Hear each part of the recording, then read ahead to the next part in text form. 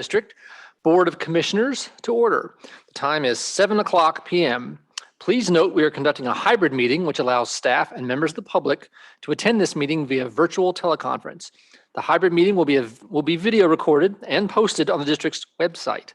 Because we are video conferencing, we will follow a strict protocol for the benefit of the recording.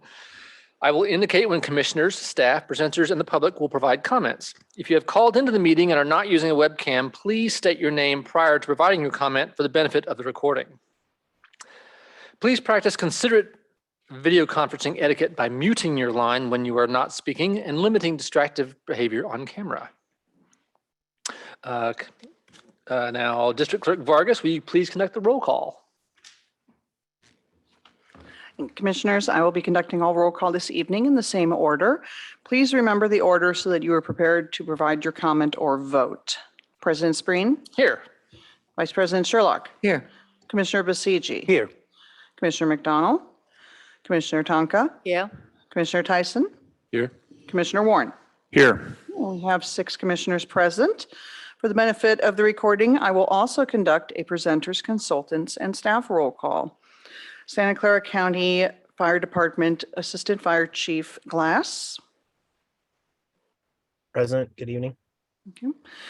Santa Clara County Fire Department Deputy Chief of Fire Prevention Estrada, and he's here. Yeah. Strategic Planning Consultant Scott. Here. Okay. Fire and Loretta Engineering Consultant Tarantino. Present. Thank you. Jackson Drones Videographer Consultant Ricketts. Community Education and Risk Reduction Manager Gluhan. Present. Emergency Services Manager Beebe. Present. Programs Planning and Grants Manager Woods. Present. Technical Analyst Project Manager Cronin. Present.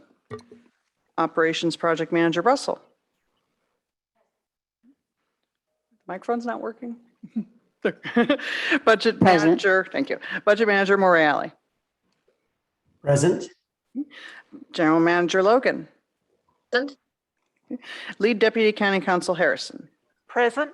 Okay, and presenters, consultants, and staff are accounted for. Thank you, District Clerk Vargas. We will now move on to item 2, the Commission President remarks. I guess all I'll say is that thank you for being here on this almost longest day of the year. I think this will not be the almost longest meeting of the year, so we'll try to do it that way. Clerk Vargas, do we know of anyone here from the public who might want to take advantage of? I am not seeing anybody on the call from the public that would be. I was going to make some remarks if anyone was on to offer an opportunity to, if they had objections to any proposed abatement of hazardous weeds, that we could accommodate them during the meeting, but I'm not seeing anybody here for that. Is anyone here to object to abatement issues? In that case, That doesn't look like, no. Great. In that case, I will just skip that, and we will move right on with the meeting. We move on to item 3, public comment. Persons wishing to address the commission on any subject not on the agenda may do so now.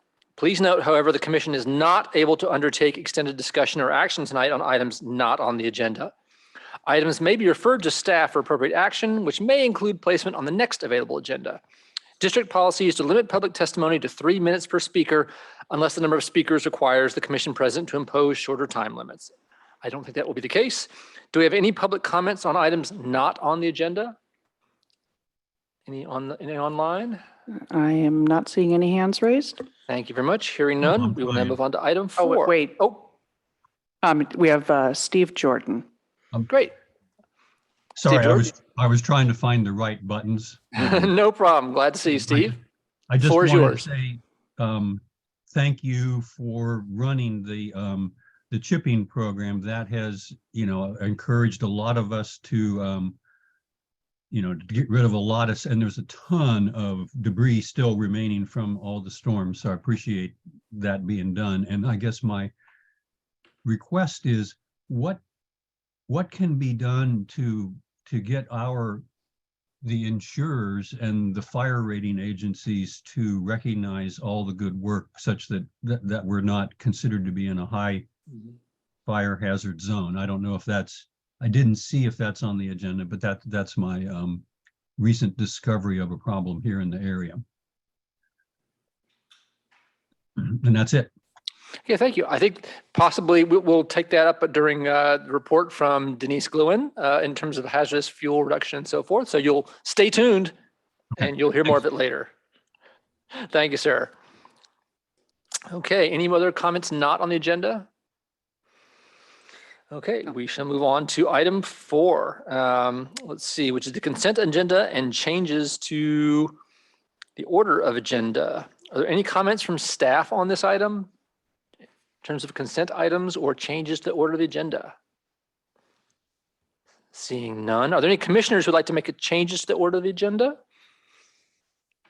Seeing none. Great, thank you. The item is now open for discussion. Is there any discussion from the commission on any consent items? Seeing none. Is there any public comment on consent items? Don't see any. No. Seeing none either here or virtually.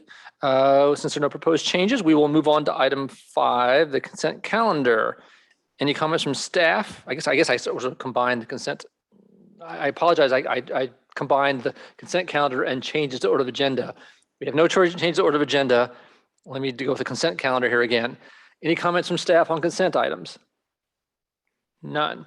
None. Any questions, commission, on consent items? None. Great. I will now entertain a motion for the consent. Will the commissioner making the motion and the commissioner seconding the motion please state your names for the benefit of the recording? Tyson moves approval of consent. Tyson is a move. Second, Tonka. Tonka seconds. Thank you. The item's open for discussion. Any discussion from the commission? Seeing none. Any public comment on these items? None virtually, none in the room. Thank you. We will now vote. District Clerk Vargas, please conduct the roll call. President Spreen, Yes. Vice President Sherlock, Yes. Commissioner Basiji, Commissioner Tonka, Yes. Commissioner Tyson, Yes. Commissioner Warren. Warren with an abstention on 5A. Okay, great. So we have that the motion passes 6-0 with one abstaining only on 5A.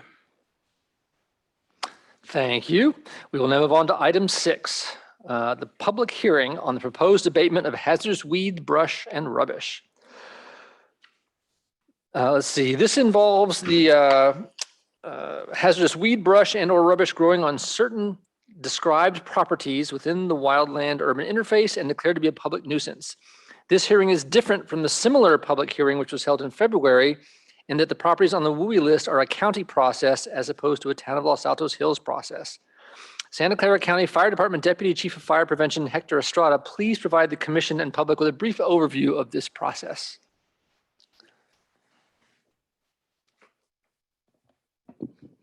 Can you hear me? Hang on just a second. Let's see.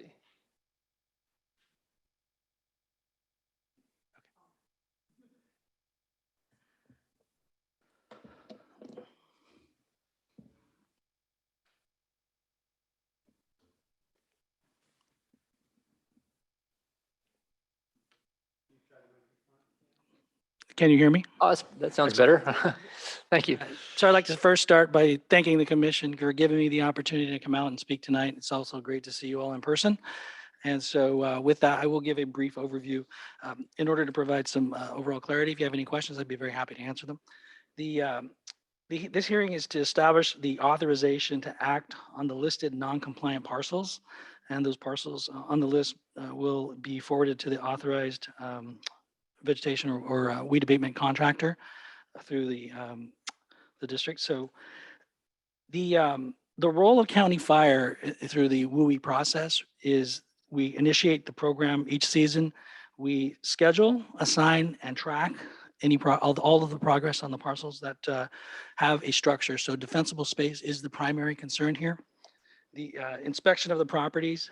We also assist any residents with anything that they may need in order to fully understand what the requirements are in order to establish defensible space. And then we help them along the process as they start to make progress through that. We establish the list to refer at the end of the season, which is the point at which we are now, the initial contact or the timeline for contact in early February, we sent a courtesy notice out to anyone that didn't respond last year. We did this with the anticipation that people sometimes need to be prompted and or reminded that this is coming again.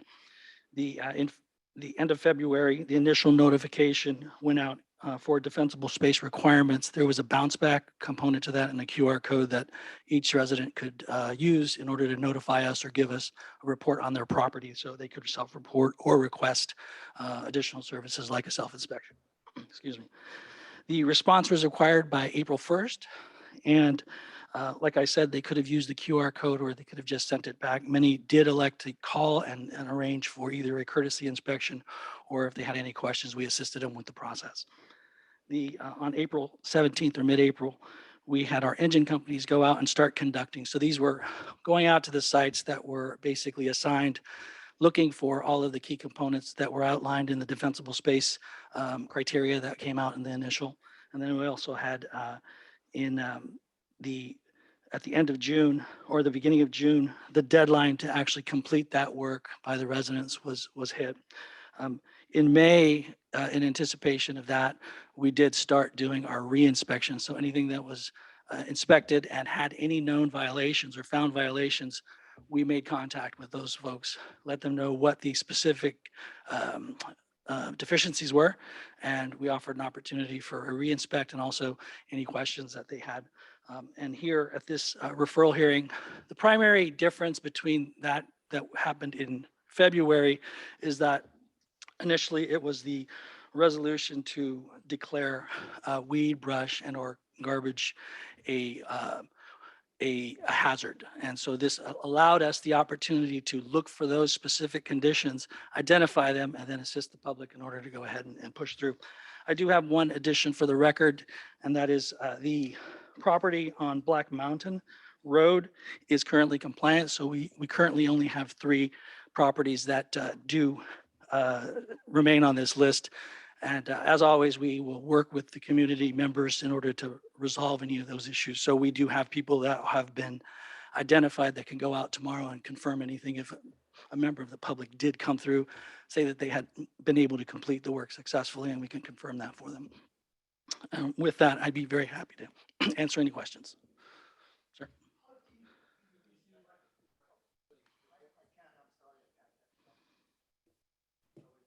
Oh, huh.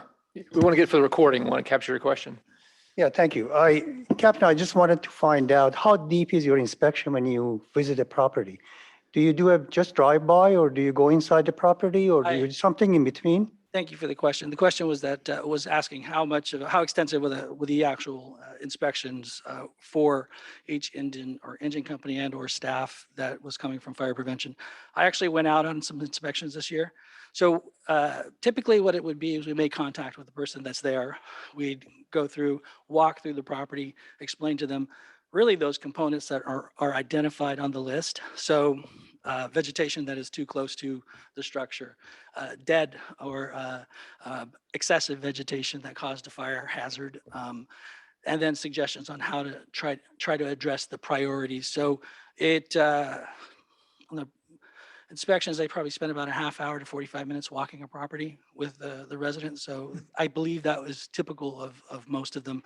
If there is an inspection that is done when the property owner isn't present, there is also with any findings, there's a door hanger that we leave. It identifies exactly what it is that was found, what needs to be done, and a time frame. And then with that, we also follow up through US Post a notice to that property owner or the registered owner for that. So there's at least 2 notifications. And then we do continue to reach out since there are not a lot of properties that end up on the list, but we do try to make sure that they do know what's going on. They have a number of options, and we try to help them understand those. Any other questions or comments from the commission? Great, thank you. Let's see, I would allow for any public questions. So first, we're going to open the public hearing. Show open the public hearing. Okay. Let's see. I will now open the public hearing, the time being 7:15 p.m.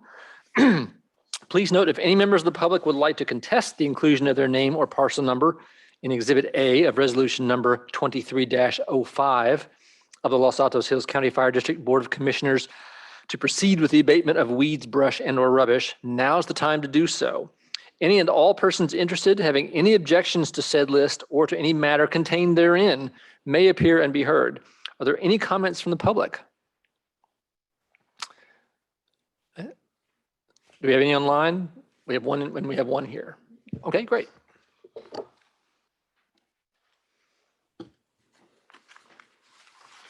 First, I have a question.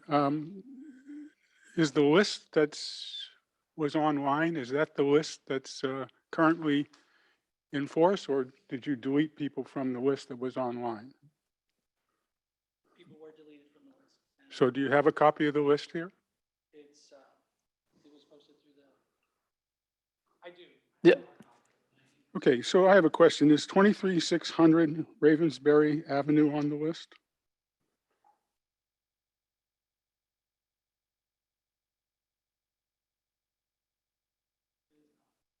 So it's been removed. Okay, is 23503 Ravensbury on the list? Parcel number 331-17062. Okay, thank you very much. Okay, great. Thank you for that. Any other questions or comments about the list or the process? I see none here. Are there any comments online? Seeing none. Great. In that case, let's see. We Sorry, do I- have one. Sorry? We do have one Great. public comment. Okay, let's take the online comment, please. Well, this is Steve Jordan again. There's another list in Resolution 2306, and and the Ravensbury address, I think, is on that. So, and I'm suspecting you'll tell us the difference between the two lists when we get to the next agenda item. Is that correct? Chief Estrada, do you want to explain the differences in the two lists? That might be best for everybody. In the 05 and the 06. I'd be happy to. The initial list that came out basically was everybody that did not comply yet. That was a snapshot. So it's true that those properties did not, but they actually weren't in a position where I would say they were at risk or in jeopardy of not complying. So fast forward to today, there's been plenty of time. There've been a number of iterations of contact, both physical, post, and email. So with this, the three properties that remain on the list are those that actually went through a series of progressive and iterations of essentially not being able to meet the compliance requirements. So that's the main difference. Great. And can I clarify something? Please. Yeah. So the list for resolution, what is it, 2306, that is the list of cost abatement, the cost of properties that were already abated. Those are the properties that were included on the public hearing that we had in February, earlier this year. So the list that's included in 2306, those are the people that next month can come to the public hearing at the July meeting to oppose inclusion on the list. Tonight, what we're doing is we're just setting a this is not the current resolution that we're talking about. Right. The current resolution we're talking about is just those three WUI properties that need to be abated, and we are making a resolution to say that we are going to do, or County Fire is going to do the abatement on those three properties. The next resolution coming up on agenda item number 7 is a different list. Those three properties aren't even included on that list. This is just ones that have already been abated. And we're setting a hearing next month to hear from the people on that list to oppose being included and having a special assessment on their tax roll for the cost of the abatement. So hopefully that. Thank you. So the two lists represent different points in the process. Yeah, Question. thank you. I did have a question of Yes. clarification that are those from last year's but missed the time frame that were reported? The ones County? would have, yeah. So my understanding is the three that are on your list for 25 2305 will be on next year's property tax cost assessment. Okay, it's the processing time that occurs from the hearing, this hearing, that doesn't get them onto the roster for the county to actually generate a bill yet. So this is probably those from last year is what I'm guessing. Great, thank you. Any other comments or questions? If you have a question, sir, you want to step up to the mic and ask, welcome to. Is the mic coming through, by the way? Can you hear me? Yes, good. I think it's working. I just wanted to draw to your attention that the process that I've seen going on this year, it's been exactly as expected, and I thought the fire department and the services that were provided in terms of brush chipping by the county fire district were excellent. There are some properties which you're not hearing about tonight. And by the way, it's not ours. But there is a separate process to the fire department by the weed abatement department. And they go around and look at some properties and they send them a notice, and there'll be a public hearing sometime in January or February. They put properties onto a 3-year process of then having to go 3 years to prove that they're completely in compliance in order to get off that process. And they get an assessment on their property taxes, which in many cases people don't really know about. And because they've abated their properties, they don't go to the public hearings. The process, as I understand from my conversations with the fire department, is that the fire department, if a property is determined to be in continued non-compliance, they then refer it to weed abatement for weed abatement to arrange for the clearing of the property. There is a property which has been on that list for many, many years. In the last 5 years, it has never been cleaned by weed abatement or their contractors. In 3 of those years, one of which being the CZU fire, that property was cleared, I'm going to say by a neighbor of mine. So I think the process this year with the fire department, from my observation, and I was there when the fire department came around to visit our property, and we had 3 big trees down, etc., and they were very, very helpful. The services we get from Los Altos Hills County Fire District for brush chipping and etc. are extremely helpful. I would suggest that the process that is being followed by the weed abatement department should be something that you should review and determine as to whether or not you think that process is appropriate. I think the only thing it is doing is raising money for a department. Thank you. Thank you. Got any other comments to be had? Seeing none online, any more here? So again, in that case, I'm going to close the public hearing. It looks like Jim. Oh, please.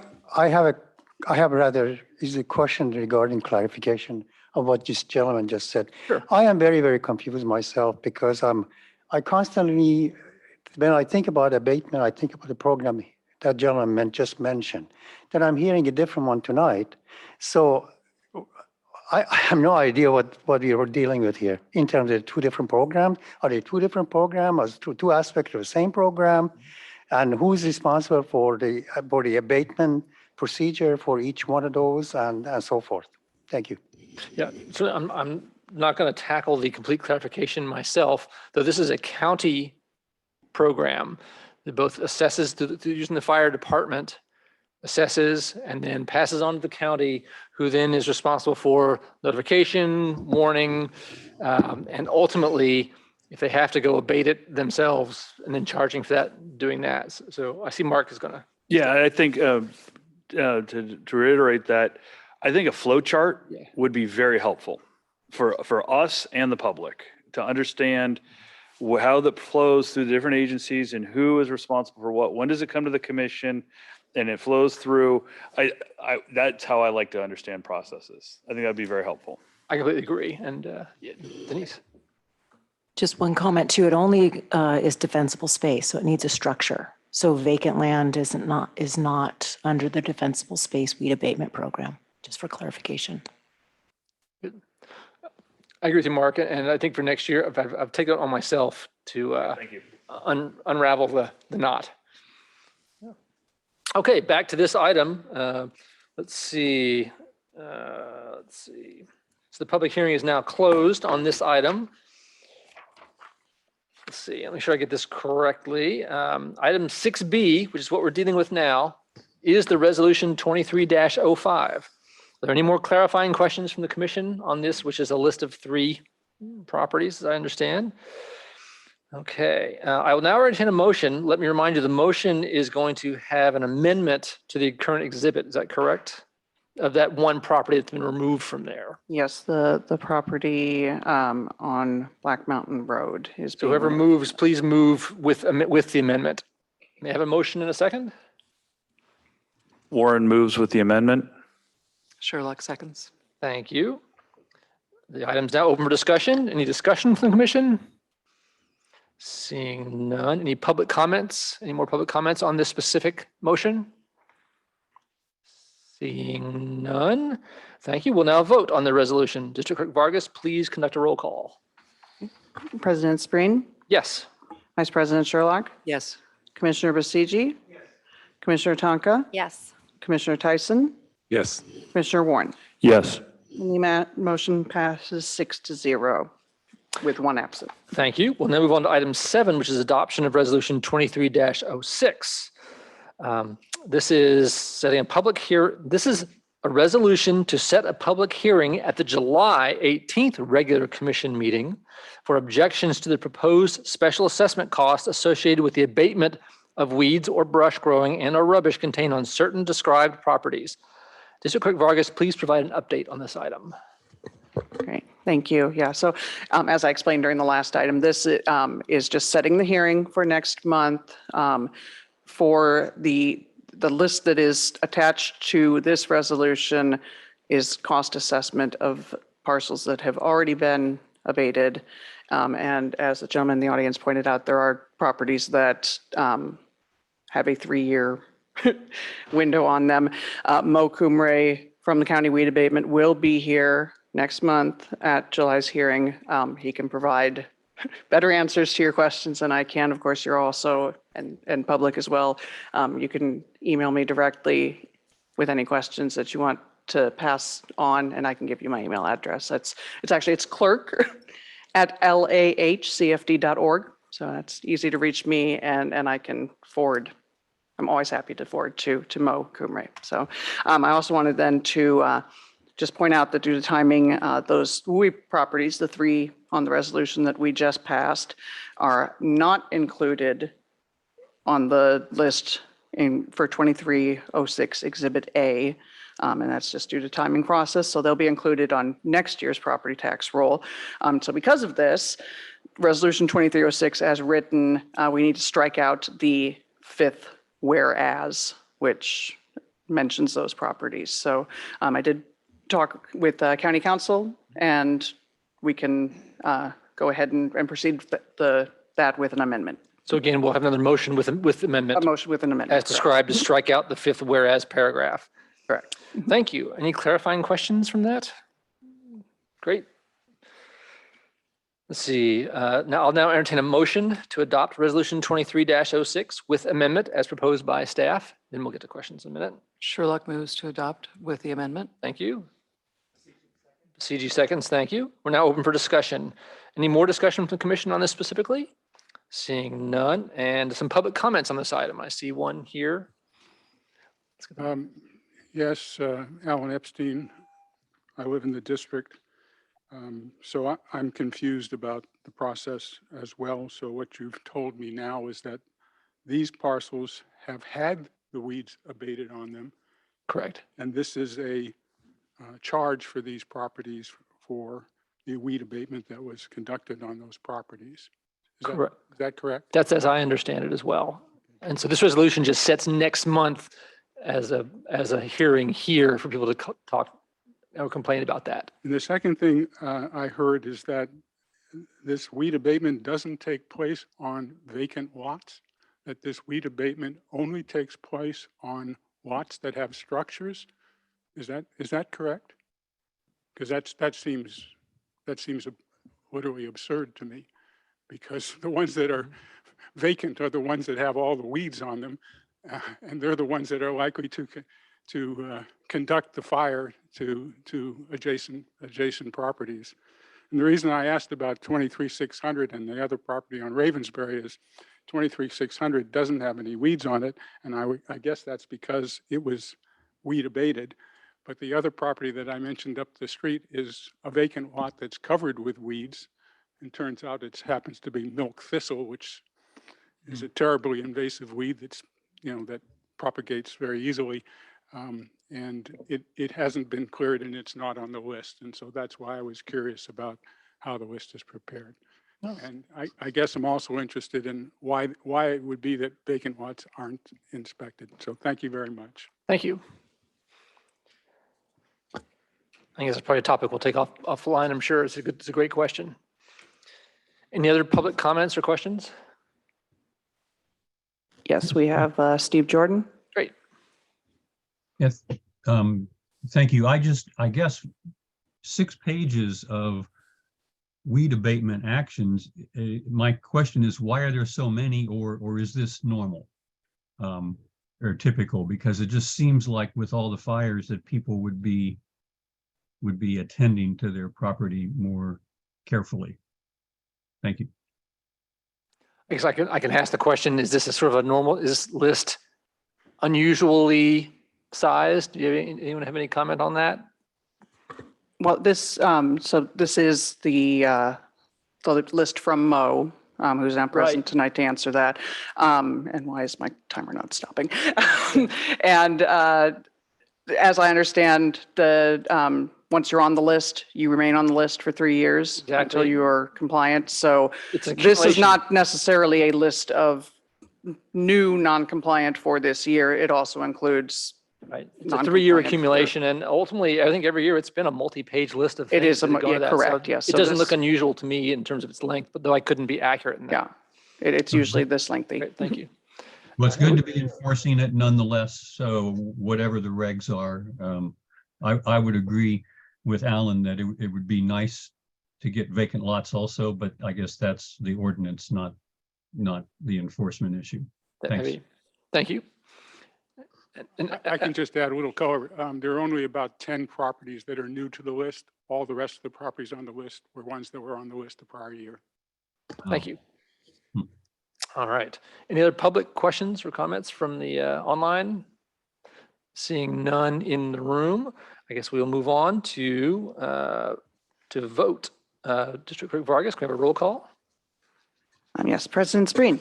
Yes. Vice President Sherlock. Yes. Commissioner Basigi. Yes. Commissioner Tonka. Yes. Commissioner Tyson. Yes. Commissioner Warren. Yes. And the motion passes 6-0 with 1 absent. Thank you. So we are now moving on to item 8 by my account. Is that right? The Fire Chief report? That is correct. This will be the monthly report for May 2023. Assistant Fire Chief Glass, I think, is here to provide the report for us. Yeah, good evening, commissioners, members of the public and staff. Brian Glass, Assistant Fire Chief, Santa Clara County Fire. Can you guys hear me okay?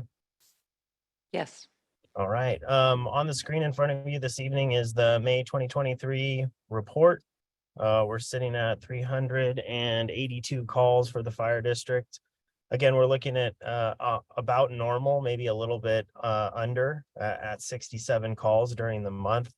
We continue to have the breakdown of about 50-ish% of those calls being EMS, and another 28, which we lump in that EMS category.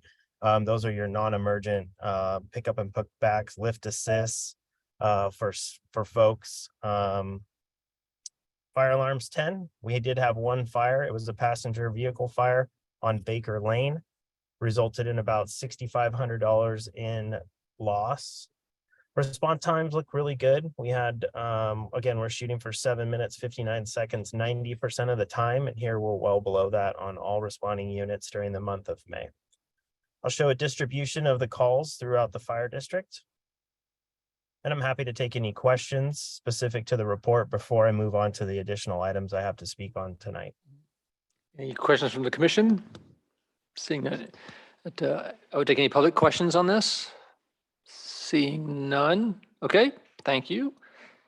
All right, I appreciate that. If I can move on through the chair, just discussing a couple of topics that were brought forward by the general manager.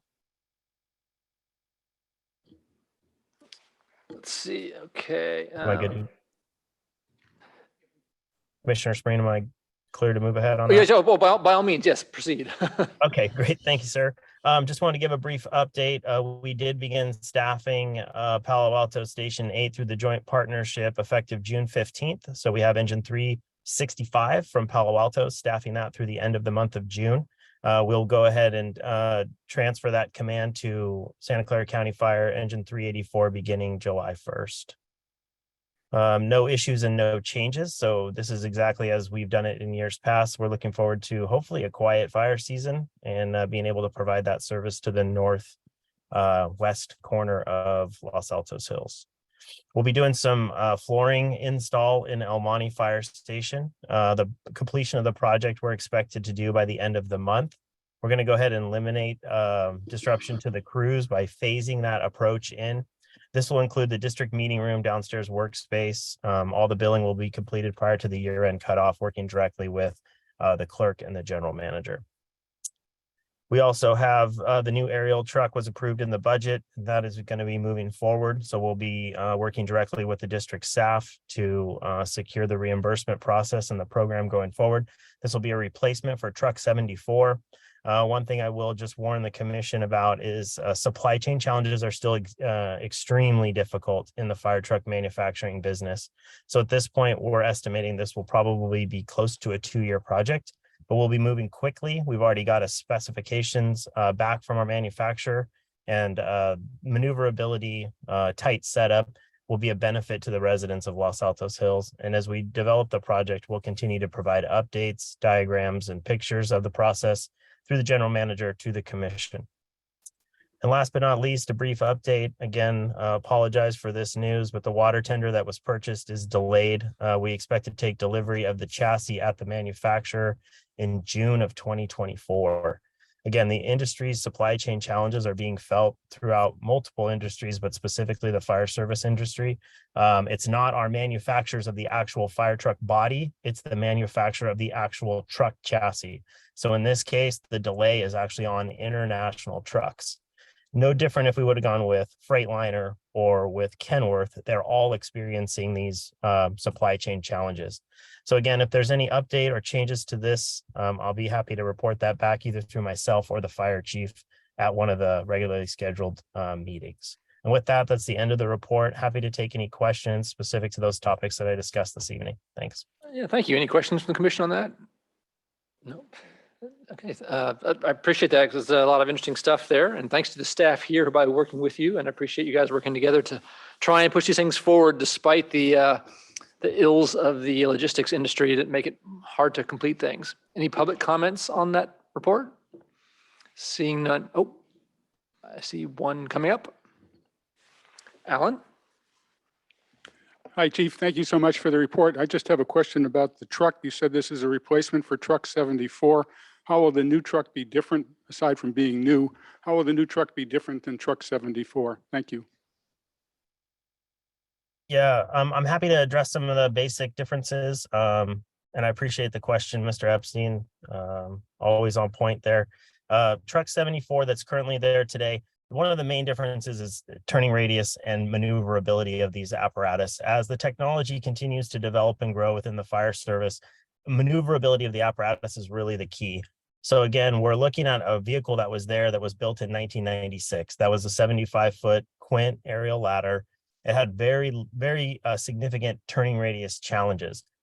The new vehicle the intermediate vehicle, the one that's been placed there by County Fire to try to bridge that gap until we get the new one, is better, but it's not as good as the state-of-the-art new apparatus that we have in service currently today in Los Gatos. And that's what we're looking at. Los Gatos shares a lot of the same similar hilly terrain, tight roads. The vehicle is very well adapted to be able to maneuver in those areas. The other thing that we talk about with aerial apparatus is the outrigger spread. And this is the kind of arms, if you will, that reach out from the side of the truck that keep it from tipping over when it's 100 feet in the air. Currently, the truck that's placed at El Monte today has a 17-foot spread, which is why we hear a lot of complaints from citizens about, why does my road have to be so big when I'm doing a remodel? Well, these vehicles take up a lot of space when they're at scene. So when we're talking about the width of the vehicle, plus an additional arm's reach, if you will, for the outrigger spread, we're actually reducing that with the new truck down to 12 feet. And you can see why Chief Estrada in some of these other hearings and meetings has talked about being able to reduce road widths down a little bit off of the 20, which is called out in the spec. That's because technologies and advances in aerial apparatus, fire engine apparatus, and building are more modern and allow us to have that flexibility. So that's the first big one. The second one is we're going from 75 feet of reach to 103 feet that we can reach. And that 25 feet-ish gives us additional reach, additional height. Not that that's an issue in Los Altos Hills, but it could become an issue if you ever had tall buildings. We do struggle with some of the buildings being on hills, so that extra reach really helps out. And with that, I'll pause and take any questions. And if there's further questions, I'm happy to answer them through the general manager's office. That was a great answer. Really appreciate it. Very informative. Thank you. I think that'll do it. Any other questions? Seeing none, we will move on. Thank you, sir. Appreciate it. Thank you all. Have a good evening. We will now move on to item 9, the general manager report. This will be led by General Manager Logan, but will also include programs planning and grants manager Woods and also budget manager Morale. I will start with General Manager Logan. Yes, thank you, President Spreen, commissioners, team, and members of the public. I'd like just to point out the cover slide and give Corey an opportunity. Corey, can you share a screen for the general manager's report? Yeah, I'm currently just a participant, so give me 1 second. Okay, let me see if.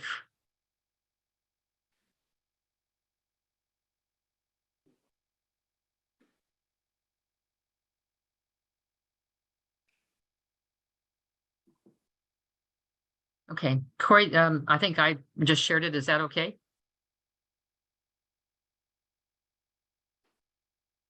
It should be showing up now. There you go. We have a slide. Yep.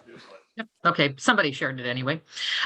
So on the cover slide, I just wanted to point out to the left is the photo that was taken of the LAHCFD 60th anniversary celebration, and Eugenia Woods attended that on behalf of the district to help celebrate and represent the district.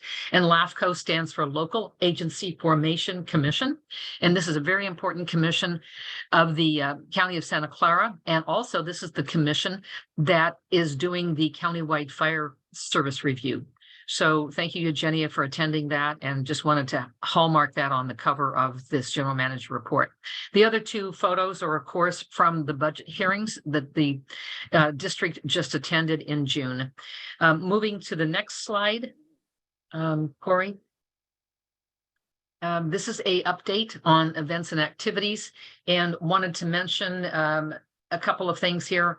On May 23rd, Chief Gerkow and myself and technical analyst project manager Cronin went to the district parcel, and part of our conversation there was to discuss options for the use of the parcel and also just to look at the terrain. It was before the weed abatement, which occurred after that, and it was a very good visit, and Chief Gerkow and myself are working together to discuss various options for the use of the parcel, looking at firefighting options first, emergency services medical second, and then use for administration for the district. But we need to sort those out, look at the statistics around call volume, and I'm expecting a report back in a month or so from Chief Gerkow. Moving on, June 4th was the town picnic, opportunity to meet and greet, and you see some of the opportunities there, and then also the table displays, lots of activity from residents. Very grateful to be at that event and also to have the support of the residents and their interest in the district. June 8th, Supervisor Simidian and myself, Commissioner McDonald met during the sidewalk hours, had a chance to chat. I encourage you to always take avail of any of the opportunities to meet with Supervisor Simidian during his sidewalk office hours. It's a fun time. And then down to business, June 12th, 13th, and 15th was meetings with the Board of Supervisors in chambers at the budget hearings, and then the final adoption of the budget on the 15th, which included the Los Altos Hills County Fire District draft budget. And updates are on their way, underway right now with Corin Dev website service for increased functionality of our website search engine tool. And Russ Morale, I think you're on the phone. Would you like to make some comment about just progress made there? Thank you, sir. Yes, General Manager Logan, President Screen, and Vice President Sherlock. Yes, we've heard loud and clear comments from the public about the need to improve the search engine on the LAHCFD website. And we've taken those comments to heart. So I've been in discussion with our web developer, CornDev, and they are looking at some interim solutions. The purchase specifically of some plugins. I won't name the plugins in particular because we're still looking at the various vendors. But we hope within the next week or two to have those plugins in place to basically enhance the search capability specifically for documents on our website. So hopefully that new engine will include indexing and be more PDF intelligent. And that's what we hope to achieve within the next week or two. So that's what's going on right now, General Manager Logan. Thank you. Thank you so much for that update. Thank you.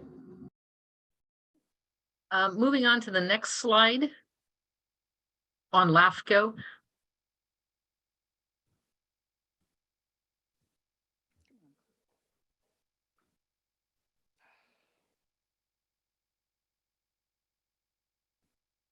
Sorry.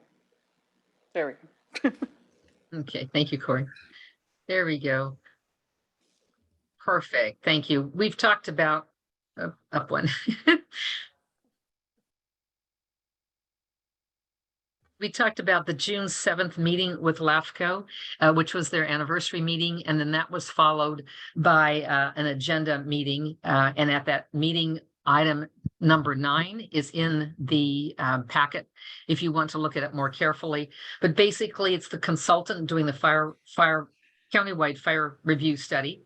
And AP Triton reached out to the district, and the district staff and AP Triton exchanged multiple revisions to the district profile. AP Triton wanted to make sure that the district profile was accurate and validated by each agency. And so the district staff was involved with AP Triton in that endeavor. Moving on then with those slides is the May 15th session occurred with the TAC committee. That's a technical advisory committee on the countywide fire study. And then that process moved on to a public review that's the public is invited to attend. And that will be, apparently the draft is supposed to be mid-June. The last I checked this week, it was not up yet from AP Triton, but I'm expecting to have the draft review available. And then there will be 2 county meetings, one in North County, one in South County, to review the findings and the recommendations of the consultant about the countywide fire study review. And August 2nd is an important date for workshops and public hearings, and no action will be taken at that August meeting. That will just be an input meeting. So that's a brief overview of the LAHCFD countywide fire service review. Happy to take questions if there are any at the end of this manager report. Next slide, Corey. Would like to, one back. Yeah, for some reason it keeps skipping 2. I can't. There we go. Okay. Now see, it's skipping 2 again. Hang I'm on gonna just a stop second. share and turn it off and try again because something's not working. Okay, I'll just talk then. The following slide is the FEMA storm assistance for the county, and FEMA did open their assistance to individuals and households affected by the January 14th winter storm. They're eligible to receive assistance. Receiving the assistance can be quite daunting. So the county has put together a news release and a press release and enjoined a county mobile registration intake center that's circulating around the county. And then members can check, community members can check the attachments that's on the general manager's report for how to apply and where the location of the disaster recovery center is and the mobile registration intake center. So if anyone that you know has been affected, this would be a great opportunity to reach out to those individuals. Today, as a resident of the county, I received a text message and a alert SCC message on this very same opportunity for assistance for county, for the FEMA assistance through the county. So it's very definitely top of mind right now within the county, is to make sure that FEMA assistance does get to the persons who are in need of it. Next slide would be our staff overview. I thought it was more pertinent in June than last month to really delve into this staff overview, since the budget was approved by the Board of Supervisors. And what you'll see is the current staffing for 22-23. And then you'll see the new staffing that we now have budget funds for over on the right-hand side. I won't go into any detail. This is really detailed in the budget narrative that's also a part of the packet in item 13C, but would just ask if there's any questions on this as I move through these slides. Next slide, Corey, if you can do that. Here we go. Just so you know who the staff is, we have the titles, the FTE, whether they're a full-time or a part-time employee, and then just general categories of what the person does for the district. And then next slide, which is personnel onboarding, bringing in a new personnel member. We put together a protocol that I think has been very, very helpful. And you'll see here listed the sustainability and scalability of onboarding process, and then the steps of the protocol for the new member. And then in the following slide, you'll see that there's introductions, shadowing of projects, review of partner programs, and then the current staff is invited to update whoever the onboarded person is, to let them know what the process flow is. And we use Asana as a management platform. So these are all the steps that a new member goes through. And it usually takes about 2 to 3 weeks.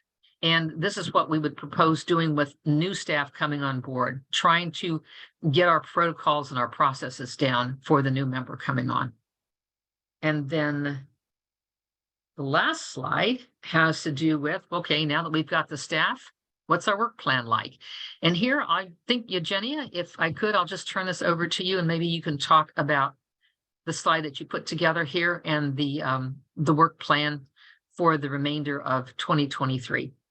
Eugenia, you there? Thank you. I am. I'm just pulling my notes up. Thank you for that. Sure. The table that you see in front of you is our annual IHFR work plan, and it's a live guiding document, and it's always under development. Early in the year or at the end of the prior year, the IHFR team meets to analyze and create the initial priorities based on the guidance from our 3 pillars and the project viability. The plan's flexible and reactive to outside influences such as CEQA and permitting requirements, weather and working conditions, contractor and staff availability, and unforeseen challenges.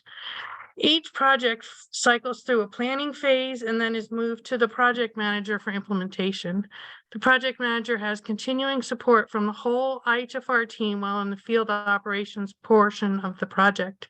And finally, the team is organized by the project manager to assemble many pieces of the final report that you see typically 2 months after we report completion of one of these projects. So this represents the behind the scenes portion of getting ready for Page Mill, for example, which you'll hear more about from Ryan as we go through our project reports.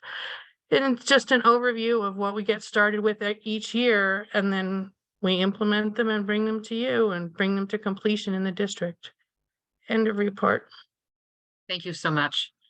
And that is the end of the general manager report. Eugenia, Russ, or I happy to answer any questions. President Spring, turn it back to you. Thank you so much for all that information. I see some comments here from commissioners. We'll start with George. Yes, thank you, General Manager. That was reassuring what you said about the Winter Storm Assistance Program, because I got a text at 4:02 p.m. Disaster assistance application for January storms now open. Visit blah, blah. And it looks so real. And I'm thinking, am I losing my edge? I can't spot the spams, but I guess it wasn't a spam for once. Yes. Right. Jim, you had a comment? Oh, let's give a mic. Yeah. Thank you. General Manager Logan, it was a wonderful report, and some of the accomplishments and the roadmaps that you have specified in regards to staffing and so forth is very comforting. The question I have for you is, number one, in regards to the added staff, whoever they may be or whichever position, are there any job position description open that one can look at? Not at this time. We haven't gotten that far yet, but thank you for asking the question, because the plan is that I'll be working with Marcy Scott, who's our organizational facilitator. And I'm hoping to bring on some consulting time in human resources to start putting together those job descriptions. And as you might note, for all the employees hired, and we have an item 13 or item 12 is a personnel item. If you look at that employment agreement, it's followed by a position description, which is quite thorough, and they're carefully tailored to the position that we're trying to fill, and also somewhat tailored to the person who's going to fill the position. And each of the positions filled in the district now have those kind of position descriptions behind them. But it does take time to do it. It's pretty lengthy endeavor. So that will be something that an HR consultant and I will work on, along with whomever the manager is who's helping assist with that particular person coming on board. I think from my perspective, just speaking quickly, the field manager is really important to bring on fairly quickly. And that's one of the key components we're going to take a look at, is bringing in a full-time field manager. The operations manager position is not filled. We've been without it now for a number of months, but I think the field manager is that extra person that we need pretty quickly, taking on these large, complex projects. Great, and thank you. Along the same line, the district staff duties highlight chart that you have created is really, really useful. I was wondering if there would be one created prior to positions being filled for the other positions that you have, because I'm looking at it and everybody's pretty much specified in terms of highlights what they're going to do or what they are doing. Yes. So that's a very, very, in terms of the public, I consider myself one of those in addition to being commissioner. It's very useful to have that being posted on for example, on the website. Yes, we need to expand that. So not only to have, as you're saying, what the tasks are, the role of the persons currently working, but then the ones that are going to be vacant that will be filled. So you can see the whole profile of what the human resources for the district looks like. And when I come back to you, I already have the slide.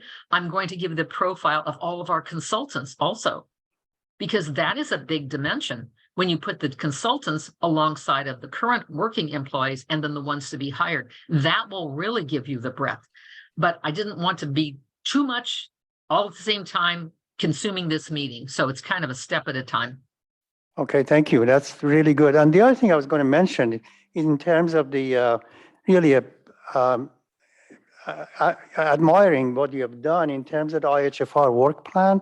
Yes. Any committee in the town really needs to have something like this, where it shows the IHFR work plan through 2023, what the projects are, what milestones are, the status of completion milestones, completion status, and all the rest of it. I belong to a couple other committees, and I think something like this is a magnificent tool for every committee that has subcommittees that are responsible for actions to follow and create. Thank you.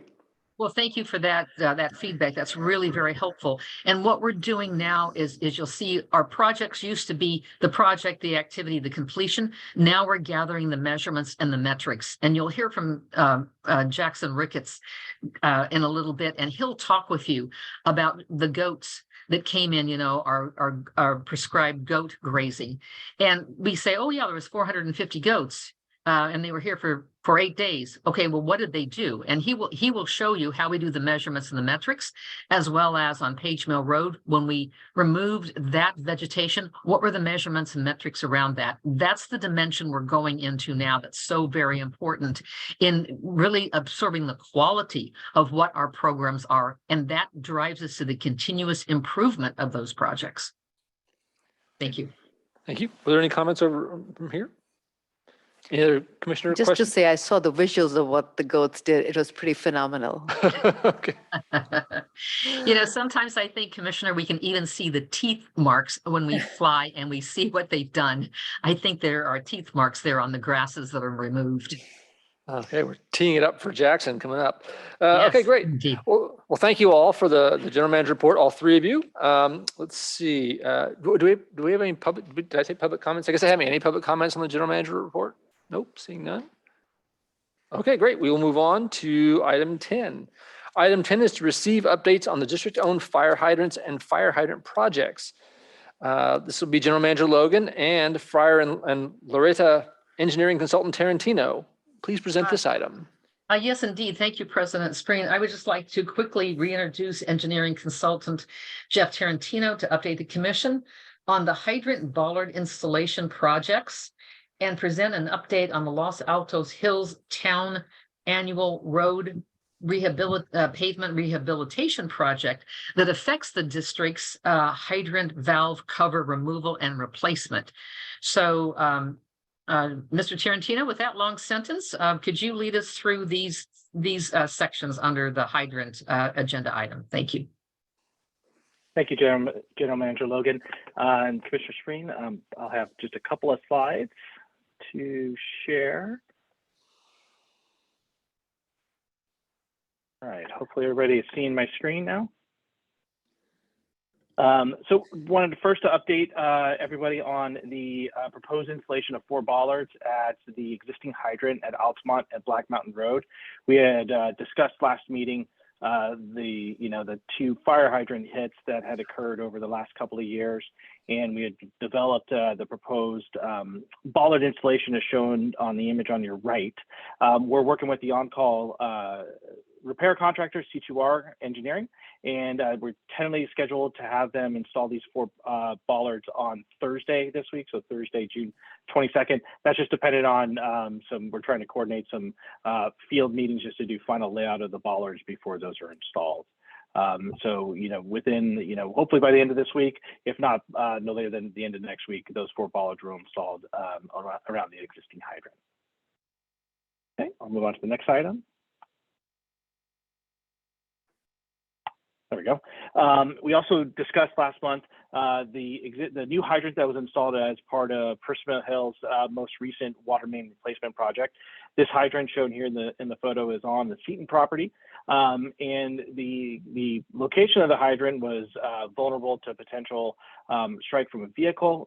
What's not shown in these photos, but what we reviewed last month, was across the drive to the right of both the photo on the left here is parking spaces, and so there's been experience where there was a light pole, which you can see in the background of the photo on the left, that used to be located where the hydrant is now, used to get struck, and so there's concern that hydrant will be struck. So we worked with County Fire, worked with Percival Hills Water District, and we developed a bollard strategy that will provide reasonable protection to the hydrant. The team met in the field with Percival Hills on June 9th to review the layout as shown in this photo, and the Percival Hills Water District is working with their contractor to have those bollards installed. So once those bollards are installed, we'll do a final inspection, and this hydrant will now be provided with adequate protection from vehicles both traveling on the road and pulling out of parking spots. And finally, an update on the town's paving project. So as General Manager has stated, there's every year the town goes through and performs a paving program. And depending on the paving technique being used, we will need to relocate or raise the valve covers on our hydrant valves. The town had previously issued the project for bid, received bids. Unfortunately, bids were higher than expected. So the town council rejected those bids just last week or the week before last and rescoped the project and to reissue that project for bid. It actually just went out for bid today. Oh, and I realized there's a typo on here. Bids will be due on July 12th. I left that blank to go look it up and I forgot to come back and write it on there. So July 12th. The town will receive bids. Persima Road is one of the projects within the scope of the town's paving project. That project is that road will receive a grind and overlay, so that's where the actual pavement elevation will be slightly adjusted. And there are 4 hydrant valve covers that will need to be adjusted.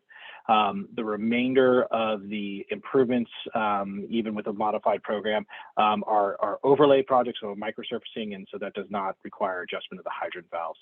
One of the things that the reissuance of the project for bid allowed was we were able to coordinate with the town, and there is an additive bid item in the town's bid schedule for adjusting district hydrant valves. So this way we will have a formal bid price from whoever the lowest responsive bidder is, and then we'll be able to utilize that bid price to execute a contract with the lowest responsive bidder. At this time, tentatively the town anticipates that work could begin in early August, but that's going to be subject to contractor becoming on board and issuing his or her schedule. So with that, that's the end of my report, and I am happy to answer any questions. Great, thank you. I appreciate you sort of grouping all the things together. Any commissioner questions on any of those items? Seeing none. Any public questions or comments on any of those items? I see none in the room. Any online? Seeing none. Great, thank you, sir. We appreciate it. Thank you. We'll move on to the next item, which is, let me see, where are we here? This would be item 11. Reports and for receiving reports and providing direction to staff. Emergency Services Manager Beebe, please provide reports 11A on Emergency Services Manager projects. Thank you. Good evening, President Spreen, Vice President Sherlock, Commissioner, staff, and the public. This month's Emergency Services Manager report will start by continuing to discuss the preparedness pillars which support district staff members and consultants and their contributions to our district strategic goals. As you may recall from my last report, these pillars guide district staff with their yearly programs and events planning for both the community and the volunteers. I also discussed the first 2 pillars, which included increasing knowledge in community around preparedness and supporting the continued education of community members. Tonight, I would like to highlight the last 2 pillars: provide and maintain supplies using communities in the event of a disaster, and to utilize and increase emergency communication connectivity technology. The first one is providing and maintaining supplies. You want to go to the next slide? Sorry. Yeah, is there a next slide though on the third? There we go. Thank you. Providing and maintaining supplies for the community is challenging. It requires help from both district staff and our teen and CERT and teen CERT volunteers. Medical supplies, generators, water, things that need to be checked often to make sure that we're ready to serve the community when the disaster strikes. We have CERT volunteer teams who check both the ARC and disaster trailer generators monthly, and we also have a team of CERT volunteers that help check medical inventory and water inventory every 6 months. We have also increased some of our medical equipment to cover things like stop the bleed, materials like tourniquets and wound packing, and with, of course, the addition of medical equipment comes training. So anything that we add to our cache only enhances our ability to respond. Next slide, please. The next pillar supports emergency communications by developing communication through Starlink satellite internet services. Starlink equipment arrived in early March and was quickly put into action about 2 weeks later in the last of our atmospheric river events in mid-March. Our objectives for using Starlink were to provide tertiary internet connections that were not reliant on utility communication companies, but a satellite format which would be more reliable after disaster. These internet connections will be vital to provide situational awareness and emergency communication flows from the ARC to the town and the county emergency operations centers. This also helps us enhance our digital reporting platforms for damage assessment and reporting from the field into the ARC Command Center. These objectives in real-life application in the inclement weather, as well as practice in our past June drill, have been met already. These will help further advance our goal to have numerous ways to communicate reliably and effectively after a disaster. These 4 preparedness pillars are what drives us to make our programs and support of the community preparedness and response effective and powerful.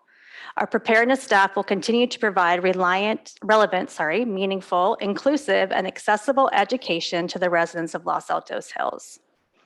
On our next slide is an example of how we are engaging our residents in emergency preparedness. Since our prior series of Be Ready, Be Prepared was so popular, and thank you to Captain Denise Gluen for her engagement of the public. They just love hearing her speak.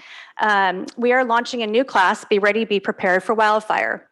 This class will focus on the essentials of preparing for wildfire, like defensible space, home hardening, red flag days and what they mean, evacuation warnings and alerts, and how to ensure that you're going to the right sources for information for wildfire in your area, for example, Zone Haven and how to use that.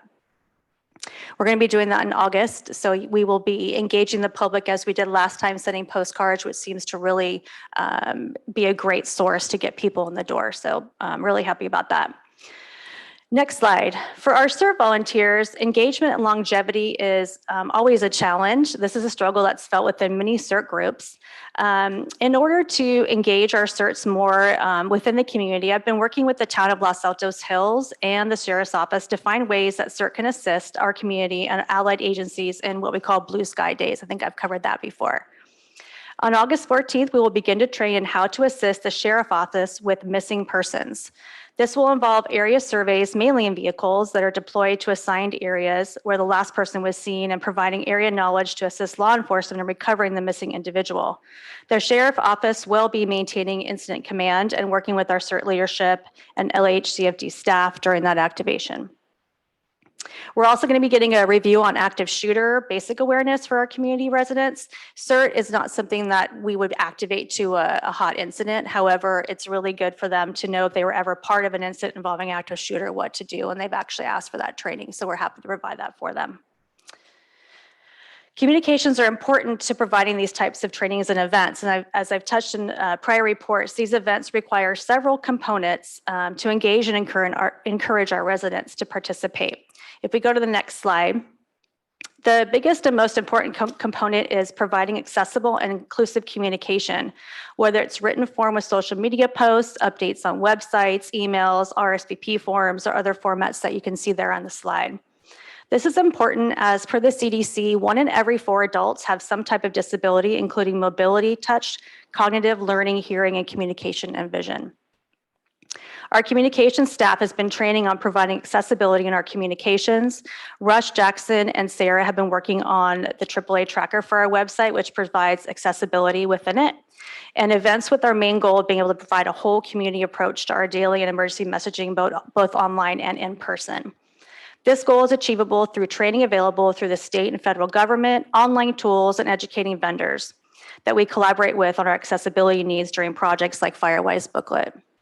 I hope to continue to report on our forward-moving progress with our communications and accessibility and inclusivity. On to the CERT world. The CERT world has been busy. We had our spring drill, which is held on June 10th at Foothill College at the ARC. We did discuss in prior drills that we need to be refreshed on basic functions like check-in and staging and recon team assignments. So some of our objectives were to exercise those processes. We also wanted to check all the 5 critical infrastructure routes within with 3 recon teams. So we also did some documentation as we were performing those infrastructure checks. There's some standard ICS forms that we're all still kind of getting used to.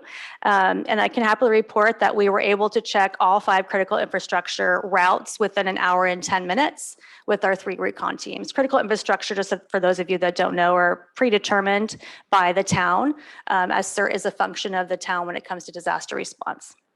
Our after actions, we want to follow up with the town on the water towers and exactly what is expected of checking water towers.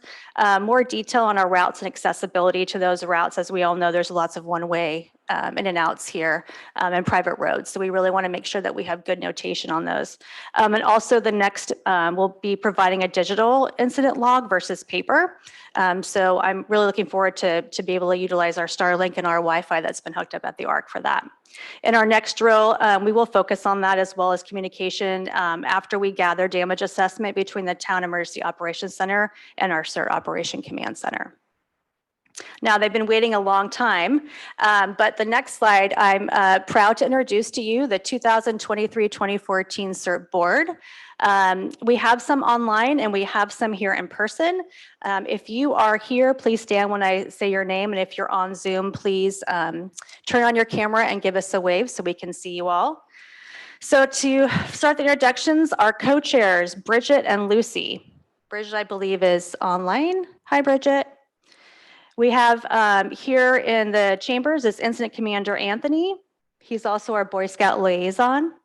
We have our Public Information Officer, Kevin Lee. We have our Planning Officer, Joanne. Our Secretary is Maggie. She couldn't be with us tonight. Public Relations is Michelle. I believe she's with us as well. Hi, Michelle. And we have Evelyn, who does our communications. And then we have Ashani, who's our liaison for Saratoga High School. Welcome aboard. You guys can. Yeah, I'm gonna cut in on you just to say, Sure. I want to tell you guys, I am so excited having you guys here online and in the room. This, everyone knows I kind of go crazy over this, but this is the most exciting thing I see happening. And for you guys to devote time to being here tonight and working with our team of CERT is, I think, is the greatest thing. So thank you all for doing that. Thank you. So this new board started in May, and they're currently working on some strategies to increase engagement with emergency preparedness in the younger community and inside their schools. And also, too, one of their goals is to assist with our disaster supply inventory and organization and being able to lend a hand to that, too. It's really makes them familiar with some of the equipment they're going to be using. So I look forward to reporting their efforts this coming year. And I always like to thank you guys for your continued support of our volunteer programs. It's really important. It's very appreciated by not only district staff, but the volunteers themselves. So thank you so much, and a report. Great, thank you. And by the way, while I say that, let me also reach out to the CERT, the non-team CERT members, since we have a very wide range of CERT folks. We appreciate you guys too, but seeing them as young here is just such a great thing to see. So thank you to all the CERT folks. Thank you for that report. Any questions or comments from commissioners?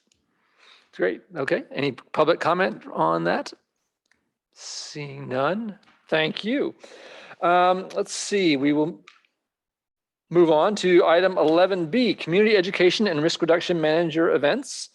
This will be Manager Gluen giving us that report. Thank you.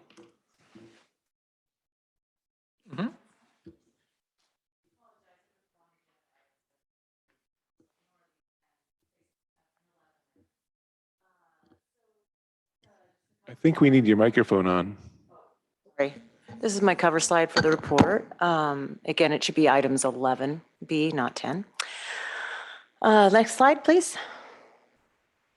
Again, thank you. Let's start out, commissioners, President Spreen, commissioners, members of the public. I was going to say volunteers, but it looks like most of the volunteers left. So thank you for having me here tonight.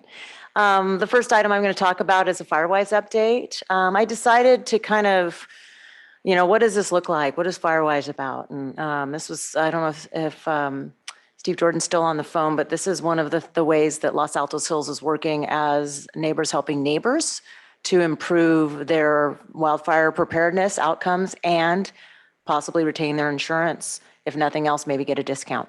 So this is a map of Zone Haven. There's 18 zones in Los Altos Hills. You can see those designated from 2. Then they jump up to 16, and then they go back to the 30s. So you can see that here. Red represents FireWise recognition. That's Saddle Mountain in 005. Commissioner Basigi would be in that zone. So the green represents in process, and that's at various levels. I have 2 zones that have actively submitted online their intentions to become recognized. The rest are in various meeting components.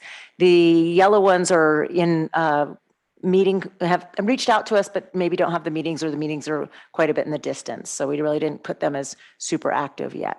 So that just kind of gives you an idea. We have 8 of 18. My goal is to have 1 in every zone. So if you happen to see your zone up there on that map and you don't have an arrow pointing there, reach out to me. So that's a challenge. Next slide, please. So what does FireWise mean? What are we doing? We're having a lot of meetings, almost all in person. I only have 1 group that's working remotely. So we're meeting, I'm going to the residents' houses. They're organizing mostly from the neighborhood watch groups. Seems to be where the potential synergy is going. So 2 presentations can happen when I go out. It's either the Why Go FireWise, which is generic. I have an in-person binder, otherwise it's done online by PowerPoint. So that binder is handed out to the residents and I go through the process. The other one is a steering committee presentation where we utilize the, what I showed you last week of the booklet that we established to help with FireWise. We utilize mostly the page on organizing the steering committee through that presentation. During that process, we also talk about Alert SCC, Zone Haven, the importance of those in preparedness, and then we get into the specific recognition component. So you can see the dates coming up. These are the ones scheduled here through June. We do have some set up in July and August, but I can talk about those at a future meeting. So these are pictures at the, they get to name, when they become Zone Havens, they get to name themselves. So the La Loma and Summit Woods decided they're in zone 14 to call themselves Loma Woods. So if you've never heard of Loma Woods before, then that's what they decided to go ahead and call themselves. Right now, Barley Hill has decided to call themselves Zone 33. So, you know, that's up to them. So we're going to see how that works out. Next slide, please. So this is my last slide, and it's about the town picnic. This is data from the town that this was a record-breaking attendance this year with just over 2,000 residents, which is equivalent to 1/4 of the town's population, and that's post-pandemic, obviously, that's being held. You can see on the graphics that there's a schedule there. We had multiple staff and volunteers. We had teen certs that represented, a couple of them were here in the room earlier. We had some of our traditional certs. You can see in the background on that bottom right-hand side, you can see the trailer. This was when we were setting up still. Volunteers were setting up the trailer, and then we had 2 tables set up under the district's tent. One was kind of focused on FireWise, and the other one was district programs. And then there's a little layout in case you didn't attend the picnic of what went on in the organization. And there's a cool video link that you can link to from through the town's Vimeo and Instagram. So if you want to see the actual happenings. And I think that's the end of my report, if there's any questions. Great, thank you. Any comments or questions? Commission? Seeing none, thank you. I enjoyed seeing you guys at the picnic, and you guys were busy and people were coming by and talking, so I really enjoyed that. Yeah, it was really great. We did get that Zone 33 out of Barley Hill was actually from the picnic, and they organized in less than 10 days and had their first meeting and got on the portal all within less than 2 weeks of the picnic. So I really enjoyed the map too. That really shows that visually. That's a great thing to show us. Appreciate that. All right, let's see. Any public comment on this item? Seeing none. Let's move on to item 11C, which is the integrated hazardous fuel reduction operations. This will be technical analyst, project manager Cronin giving us this. There you go.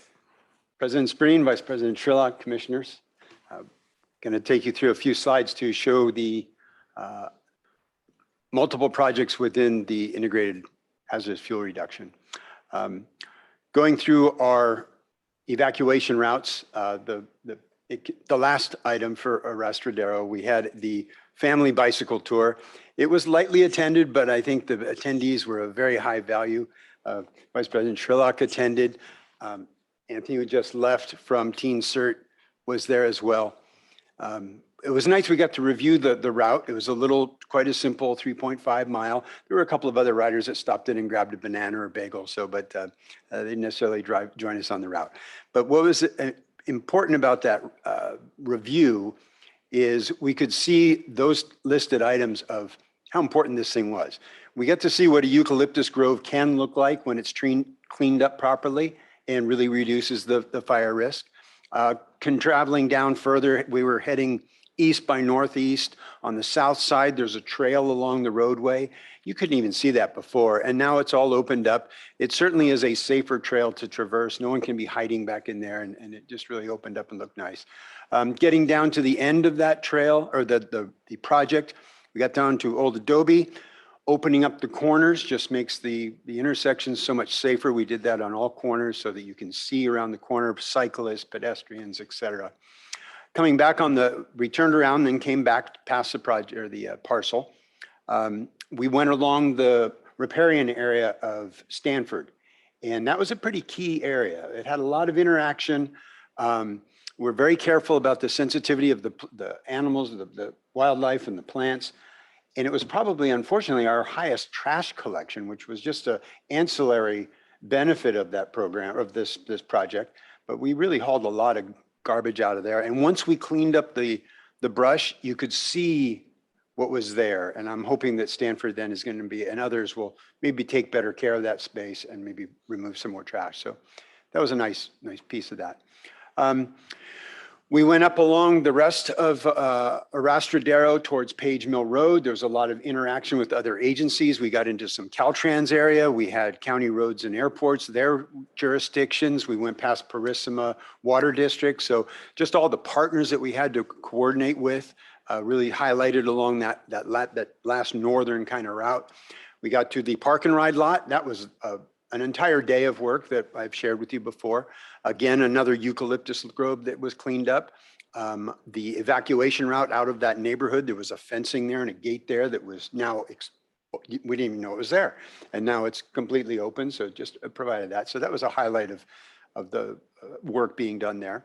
And then as we came back down towards the parcel, this was completed in December and we had all that rain.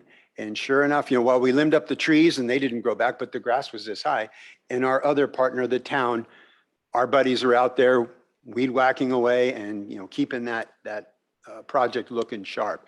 They were also very key in hauling away the trash on that project, as we'll talk about in another project real soon. The last item was, of course, the intent of this is that it improved the evacuation route and the survivability of people traversing the route. So I think it was a pretty fun little adventure. Can I say a couple words? Please. First of all, it was fascinating. I learned so much, and I would really urge the commissioners, when the opportunity comes up again, whether it's a walking or biking tour of it, the hands-on part of it. I learned so much about not only what we did, the amount of agencies that had to be worked through to make it happen for not that long of a section, right? The complexities of getting it done were just amazing that it all came together as it did, And so, and thank you for your time. It was a great intro to the whole thing. And what are you laughing at this picture? But it's also just to understand why you clear what and the why logs are even left there. I mean, it was just a complete education, and I had such a new appreciation for the projects that you all are working on. So thank you for that. Thanks. I had fun. Good next writing. slide, if you can. Okay, so with this, I do want to say, let me get to my slide and my notes here. Attempting to digitally measure a very analog process of goats eating weeds truly is an art. And so I would like to introduce the artisan, Jackson Riggets, to talk about airmetrics and what was done with this project. Thank you very much, Ryan, and thank you, commissioners, public, and wonderful staff at Los Altos Hills. They are wonderful people, and they work really, really hard to keep this community safe. So the old saying goes is what gets measured gets managed, and that's exactly what we're doing here with the goats. We use a variety of unmanned systems to map the before and after. map the before and after from the goats before they arrive and the goats after they arrive, we're able to determine things such as what kind of volume has been removed. So what kind of volume has been removed, how many acres have been treated, and really being able to quantify this kind of alternative means for vegetation management. And I have something to say here, but pretty much air metrics in general, one of our goals here, and especially in Los Altos Hills, is to make the community safer and basically build the metrics, the tracking, and gauge the effectiveness of the vegetation management efforts and projects throughout Los Altos Hills. And for that quick introduction, I will pass it back to Ryan. Thank you. Corey, if we can have the next slide. All right, so the next project, which we just completed, the Page Mill evacuation route maintenance. So this was conducted within the district. The previous evacuation route treatment, I believe it was in 2020, it was before I was here, did a little bit more of the route. In this case, we only did what was within the district because of the time effectiveness of otherwise managing with other partners. That is still hopefully moving forward as we work with Palo Alto and our other partners there. So this particular one, it started at Arastradero, I'll call it north. It's the jog of Arastradero as it heads off into Palo Alto. We started at that point and we went up to the end of the district. So that's just past Foothills Park. There's a jog and then it takes off north and leaves the district. A total of, I think it was 6, where's my notes there? I think it was 6 miles. We'll say 6, okay, of shoulder. There was a fair amount of Palo Alto in there once we got up near the park that's not included in that. We use a new traffic control company statewide. That's nice to have keep that quiver of vendors active. We did go back to BATS, who did Arastradero. They were used for the changeable message sign. We got that sign out 2 weeks prior to the project. We got a couple of calls about that. People were concerned, oh, you're going to shut down Page Mill Road again. So we were able to quell that with, no, it's just going to be 1 lane. Received comments from people who actually went through the 1-lane traffic control saying it went very easily for them. So I was glad to hear that. One man had to go to a medical appointment and it worked out real well for him. So I was glad to hear about that. We use Huertas Tree Service as the contractor for this. We use them for chipping. We have great experience with them. I got to say, they're amazing. They had 2 chippers, 2 crews of 5. Their equipment worked well. They moved right along. And they worked in coordination with statewide to, it's a very different project when you don't go and you're fixing a pothole in one spot. We are moving along the roadway and we got the entire project done in 6 days, 5.5 actually.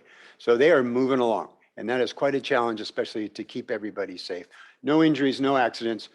We may have 1 bee sting. We're not really sure what happened. Her thumb swelled up a little bit. We treated on scene. She was okay. Let's see. Cooperation, our regional partners. Again, we kept it pretty small. So it was Fire Safe Council, the town of Los Altos Hills. Again, let's go to the next slide. And I'll show that. So town of Los Altos Hills and county roads. 10 miles of road shoulder, even better than that. We estimate we collected about 6,400 cubic yards. Again, this is definitely an art. We have not measured it yet. I believe Jackson's going to do that for us. So maybe we'll see if we're close or not. But what's important is we removed the brush that we could. We took it to the fence line or within our easements, removed all that fuel. The big push was, again, the citizen outreach, getting those rights of entry. We were pretty tenacious with that. We were able to get a few of them the day of by just going and knocking on the doors and meeting our people. They're very excited about the project we were doing, so we were able to get that from them. You can see our collection of pile of trash there. Again, our town maintenance folks are happy to clear that up for us. A couple of very dangerous, you look at that 1 tree leaning over the roadway there, you can see how it had been struck before. So mitigating that problem, I'm really surprised that thing didn't come down in the winds. I hope by either next month or soon, we will have the final report for you on this project. Okay, next. And that was that slide. A benefit, since we got it done in 5.5 days, and the rest of our folks were busy with budget, our parcel needed to be cleared. Our neighbor had disked his property or her property the day before we finished, and it was quite a contrast. If you look at the picture, let's say on the left, you can see how tall those weeds are. Look at the one in the middle, the men standing next to the weeds. The mustard was as tall as they were. And then the one on the bottom is actually a panorama of the entire project or parcel, so it really should be about 180 degrees. But they hit that in the afternoon, and we're able to just make an extension of the project for us. So we're good citizens or good neighbors with our friends there. All right, next one. So the fun continues, no rest for the weary. Our next project is in line. We're going to do Ravensbury and Mora. Right now we are finishing up the scope of work. We've walked those roads twice and identified the key parcels. We've identified the hazardous vegetation that we want to address. Some might be beyond our scope right now, but we're seeing what we can and can't do. We have 79 ROEs to complete. It'll only be 3.2 miles, so it should go very quickly. Once we have the ROE done, we'll get our CEQA put in. Once that is approved by council, then we will go for our bids. 30-day wait for the CEQA, and we should hit the ground in July. That's where we hope to get that project on the ground soon. All right. With that, I will turn my presentation over to retired Captain Paige Russell, and she will take us through the rest of our projects. Good evening, commissioners. Excuse me. It's staff and members of the hardy public still remaining. Thank you. It is my pleasure to provide you with an update on the home ignition assessment and newly rolled out rebate program. And we began, as you know, we've been offering assessments for the past years, but we began utilizing the Fire Aside Defensible Space Inspection tool on April 1st. And this software is designed to provide our residents with the latest science-backed actionable items that are spelled out in a report that they receive that is very personalized to their situation. So through a contract with the Fire Safe Council, we offer HIZ assessments to our residents. The assessment process enables an NFPA trained professional to spend about an hour one-on-one with our residents, gives them time to ask questions, really understand what we're explaining about how to make their home safer, why it's important, and clarify those things. After the assessment, the Fire Safe Council will generate a personalized report that is delivered to that resident within 5 days of that assessment. So a very quick turnaround. Often it's faster than that as well. And I'll show you an example in the next slides of one of those assessments so you can see what that looks like. The report provides the resident with actionable items on how to improve their HIZ, and this includes increasing defensible space around their homes, as well as home hardening recommendations, such as changing attic or crawl space vents or roofing materials that greatly improve outcomes in the event of a fire, especially with those flying embers. The requesting an HIZ assessment is available to all of our residents, and it is an excellent resource for our fire-wise communities. It really dovetails nicely with that program as well. Since April, 3 of our residents have requested and received assessments under this new software, utilizing the new software. Now, I hope to now talk about the rebate. In May, we invited 1,100 San Antonio Hills Housing Association residents to participate in our new rebate program, which builds on this HIZ assessment program. So what is this program? The rebate program utilizes the same process with the added benefit of incentivizing our residents to follow the recommendations made during an assessment. So we meet them financially and help them with that process. And upon following the detailed requirements, there are some detailed requirements that go along with this process, the resident may submit for the rebate for eligible items. So I think this is this goes really nicely with the items that we talked about at the beginning of this meeting, which is, this is the carrot. You know, we really want to help our residents to comply and make their homes safer and to educate them on why that is important. So why the limited eligibility? We rolled it out to the San Antonio Hills residents to begin with, just to gauge the volume of interest and to ensure that we can provide the highest level of service. We want to make sure that that level of service is attainable. So this is a similar approach that we took to the chipping program, as you remember, making it initially available on a rolling basis. So we anticipate expanding eligibility to other neighborhoods in the near future. As I mentioned, we sent out the 1,100 postcards at the beginning of June, and the Fire Safe Council currently has 5 residents that signed up for the program. I checked in with one of them and just asked about his experience with the process, and he said it was very smooth, no barriers, very intuitive. So that's what's nice about that software. It's actually very streamlined. May I have the next slide, please? So as I mentioned, I wanted to share just an example. This is not a residence report. This is actually a mock report that we did. And you could see there's a number of different benefits to a report like this. So as I mentioned, it's the assessments are consistent and very objective. It's very systematic when you go through the process. I shadowed one of the Fire Safe Council's assessors through the process. And it's, like I said, the software really marches you through. First start here. And so you don't miss anything. And again, it's following that code and being consistent. And then the rebate eligible items are clearly noted in the report that the resident receives. So here you see, this is the report summary. One of the first pages says 11 potential defensible space improvements were observed. It goes into some general detail there. And then the home hardening improvements, 8 of those. And then it just kind of tells you where your risk falls on that wildfire risk, looking at location and topography, the home hardening, and defensible space. Could we go to the next slide? So that's the general, and then we get more specific. And this is one of the things I really like about these reports, is there are pictures that the assessor takes throughout the process, and we circle it. We make it very, very clear what we're asking of the resident to do.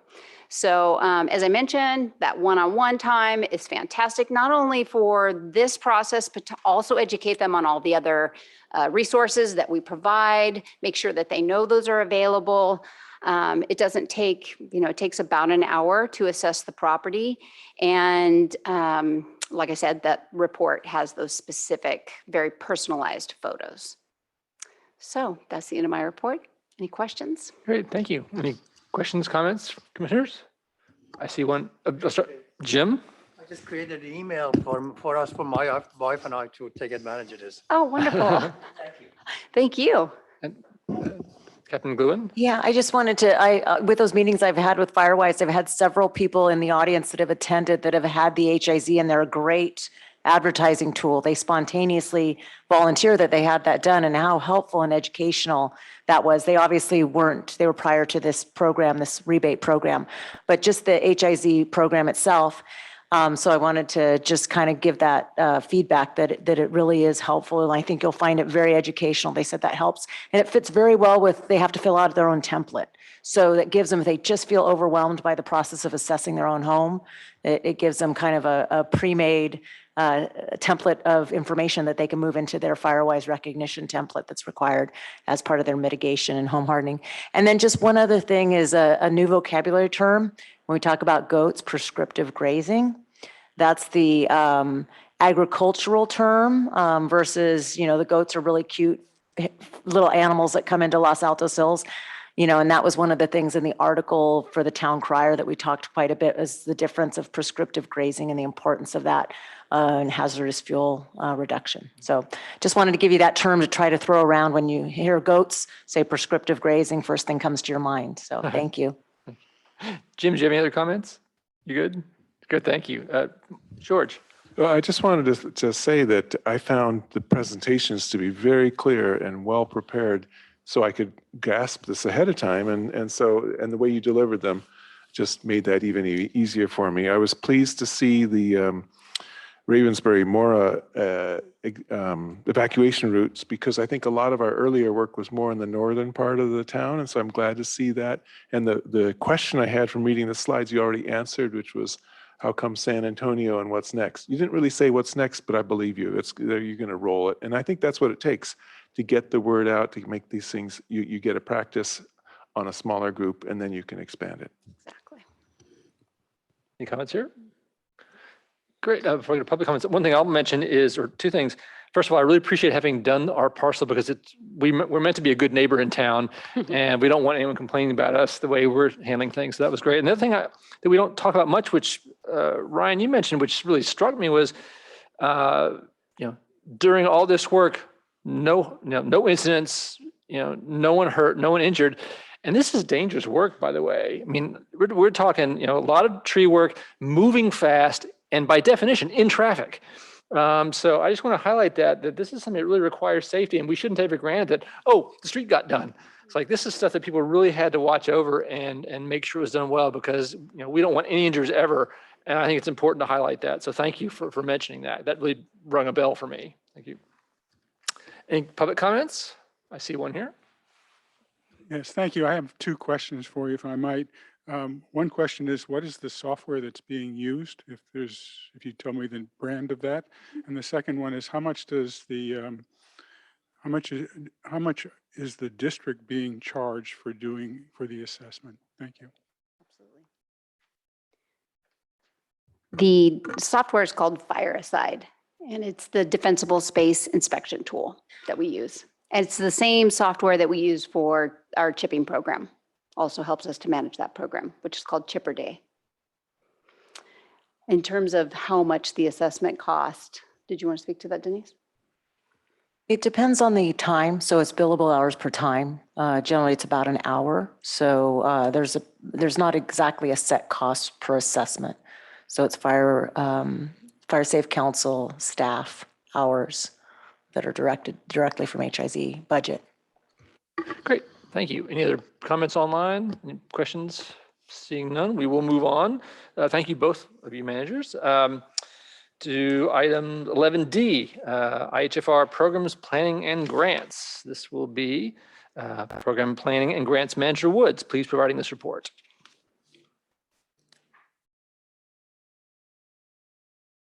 Thank you. Here we go. We can go to the next slide, Corey.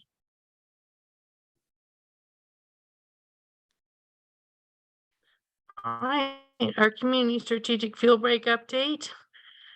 Hidden Villa, we have recently discovered, is under new leadership. They have a new executive director, and their board and their executive director went ahead and moved forward by hiring a private contractor to perform the vegetation mitigation that Los Altos Hills and Fire Safe Council put together in a fairly extensive report in 2022 for all their 10 structures.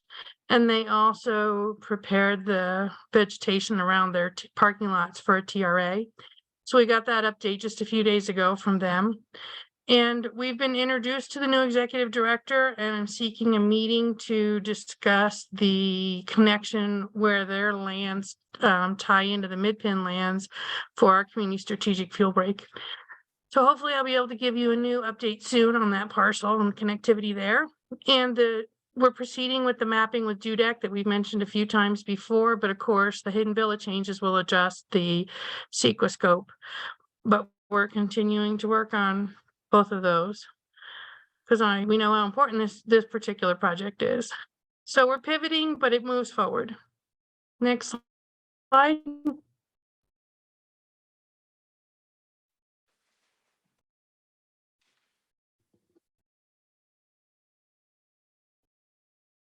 Okay, the long-awaited CWPP updates. We have two updates, and as we talked about before, there's an intersection between the countywide document and the annexes. So first, on the left part of the screen, you see the countywide update. The final advisory team meeting was just a week or 2 weeks ago, and there was a lot of updates added to that 161-page document, which opened yesterday for public comment. The public comment forms and things are on the Fire Safe Council the Santa Clara County Fire Safe Council website, which you see in the lower right-hand corner here.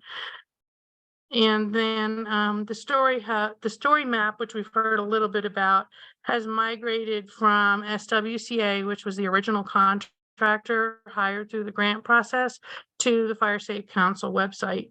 So you can get a glimpse of how we're moving from a big paper PDF that was a 400-page binder into this interactive story map. Changing channels to the annex updates. The annex updates are not posted as part of the countywide document for update for public comment. First, they're doing the public comment on just the countywide overarching document. They've asked the annexes to wait until October 1st to submit their updates that will become available for review. The reason for that is that they're changing the template. There's a integration that has to happen with the story map and the mapping symbology that needs to be implemented from the county's public comment period. And then we'll get the opportunity for all the 14 annexes to add their updates if they're ready as they become available. So we've adjusted our timeline with our internal staff and with JUDEC to meet that August 1st submission deadline that they requested. Next slide, please. This is the media release that came out to, it's posted on their website. It's been distributed on our social media messaging platforms. Next. Second half of that. There we go. Okay. Our next update is on our Cal OES I-280 FEMA project. I've been able to confirm with the consultant that Cal OES hired that indeed our sub-application has been copied over. So we are now in both pools as we discussed last meeting. And the application deadline for the new people that weren't copied over but had to go through the whole process from the beginning is August 5th. So we're not going to see any requests for additional information until after that August 5th application deadline closes. And that, I believe, is the end of my report. Great. Thank you very much. Any comments or questions? A lot of stuff going on there. No, thank you. Any public questions? I think there's one coming up.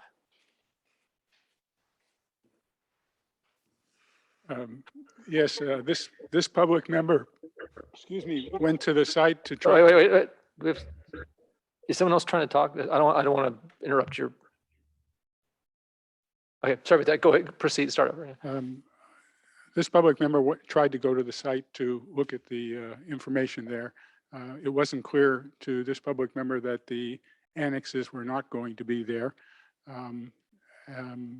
There was nothing there when I tried to look at the site. There may be something there now, but I think the information was a little bit misleading to put out with regards to the public having an opportunity to review it, since the public can't review the annex. So thank you very much for the information today about the schedule for the annex. Okay, great. Thank you. Sorry for the confusion there too. Okay, any other questions? In that case, we'll move on to item 12A, which is wait, do we have a comment online? Oh, okay, good. Okay. In that case, we're going to move on to item 12A, which is approving the position description and authorize the execution of a part-time temporary project specialist agreement. General Manager Logan is going to present this item for us. Yes, thank you, Board President Spreen. I would like to give you some background on the reason for this position and what we intend to accomplish. About 4.5 years ago, Captain Gluen used a structural model. You'll see a picture of it there that I took 4.5 years ago of a defensible space landscaping around a home at the Los Altos Hills Town Picnic to the interest of residents. I was intrigued by the multi-dimensional display and I inquired, where do I buy one for the district? Captain Gluen advised me that this was a one-of-a-kind built for Central Fire in preparation for the recent Los Altos Hills Picnic this year. I became aware that Corey Beebe, who is with us tonight and studying for an architectural career, builds structural models.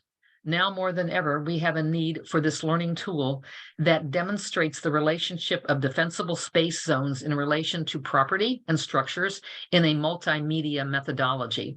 In addition to the primary function of the position of project specialist before you tonight, is to create a scaled architectural model of a defensible space infographic for use at district events in classes. The duties in the position also are to review, itemize, and inventory district storage units, including materials for district events and cert supplies, develop and label and record systems for all supplies and materials, support teen cert, academy planning, and day-to-day activities, ensure that outreach and educational events run smoothly, and create timelines for each planned event, schedule volunteers, and oversee aspects of event and educational and outreach activities for the community. The position description has these details, and these items are listed in the job description. So I think we have a couple of more photos. District Clerk, can you show those? Just to give a flavor of what it's going to look like. There we go. Here's Captain Gluen. You can see how far back this goes because she's still in the Santa Clara County Fire Department uniform, and is still working with the fire department, but she brought this along with her.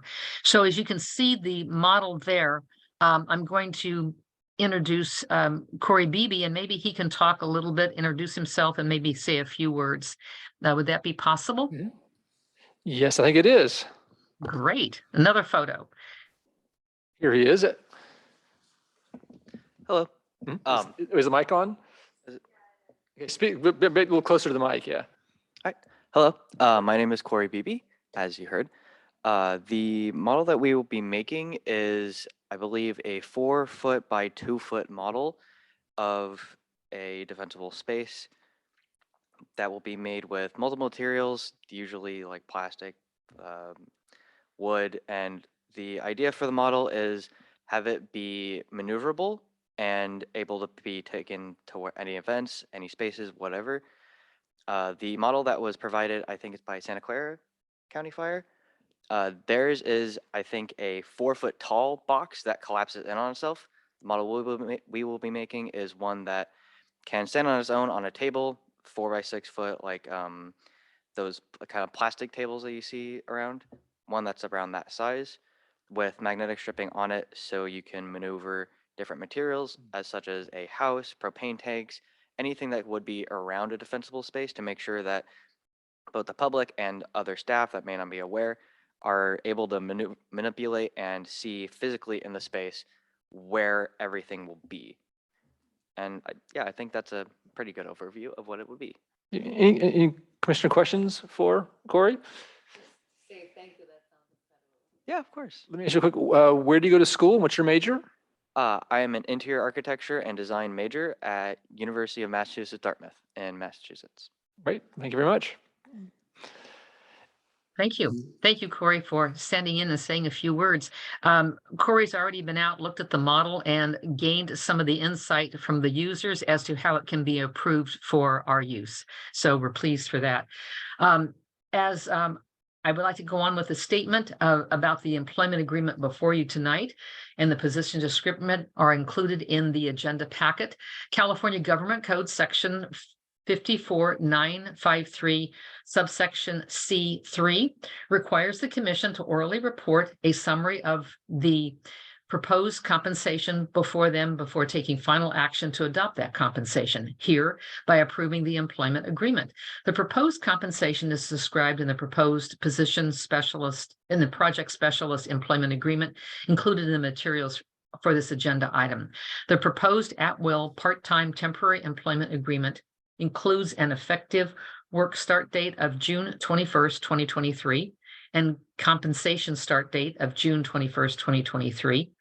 termination date of August 20th, 2023, and includes the following compensation. Wages, the proposed agreement sets the rate of pay at $30 per hour with total compensation not to exceed $7,200 during the 2-month term without the written approval of the general manager and notification of the board president. Benefits, under the proposed agreement, the position will receive certain benefits, including sick leave of 24 hours after 120 days of service. The proposed employment agreement does not provide vacation, holiday pay, medical benefits, and no retirement benefits. That's the end of my report on the employment agreement, and I recommend approval by the commission. Thank you. Thank you, Corey.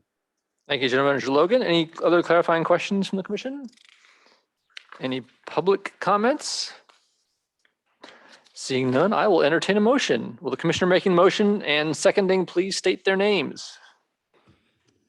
Warren moves to approve 12A. Second, Tunku. Thank you very much. Items open for discussion. Any discussion from the commission? Seeing none. Any public comment on this motion? Seeing or hearing none, District Clerk Vargas, please conduct a roll call. President Spreen, Yes. Vice President Sherlock, Yes. Commissioner Basiji, Commissioner Tonka, Yes. Commissioner Tyson, Yes. Commissioner Warren. Yes. And the motion passes 6-0 with 1 absent. Thank you very much and welcome to the staff.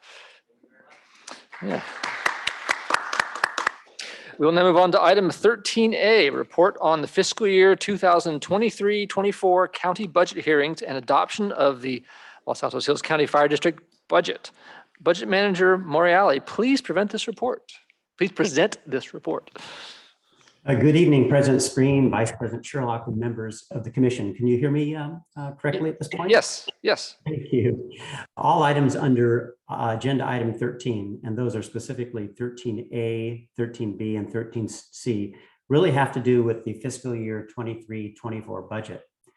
Certainly this agenda item has much fiscal importance as it establishes the district's fiscal plan for the upcoming year, which starts on July 1st, 2023. 13A is informational and provides the commission and the public with an update of the budget proceedings that we just went through that took place during the June county hearings, which was the county's final phase of their annual budget adoption process. Agenda items which will follow, 13B and 13C, are action items asking for both the commission adoption of the fiscal year 23-24 district budget, as well as approval of the fiscal year 23-24 budget narrative as redesigned. So I don't want to be repetitive tonight on these 3 items. My discussions on agenda item 13A will really cover the substantive parts of the county proceedings. And in doing so, it will also lay the groundwork for adoption of the budget recommended as part of 13B and approval of the budget narrative as part of 13C. So as such, the bulk of my presentation this evening will be made as part of this first item 13A, and that will be followed with the other additional items, which will be essentially legislative and administrative. Item 13A, which is entitled Receive Report on Fiscal Year 2023-24 County of Santa Clara Budget Hearings and Adoption of the LAHCFD budget, contains 3 attachments. Attachment 1 is a legislative memorandum provided by the county executive, Jeffrey Smith, to the Board of Supervisors regarding the OBA's, the Office of Budget and Administration's recommendation for the district's fiscal year budget 23-24. This document was really foundational in communicating the strategic budget enhancements approved and proposed by the District Commission way back in February of 2023. This document reflects the many communications that we've had, district staff has had with the County Office of Budget and Administration as we plan for the county workshops and the hearings. And I have to say that the county's collaboration and coordination with us, specifically the Office of Budget and Administration, was extremely helpful. Attachment 2, which I'll be going over at this moment, is the PowerPoint presentation. And during this presentation, I'll present an update as to what really occurred during the budget hearings and a recap of the key features that happened during the sessions with the county. Lastly, attachment 3 is a write-up by the General Manager Logan that keenly describes the organizational and strategic justifications for many of the items that we have requested in this budget.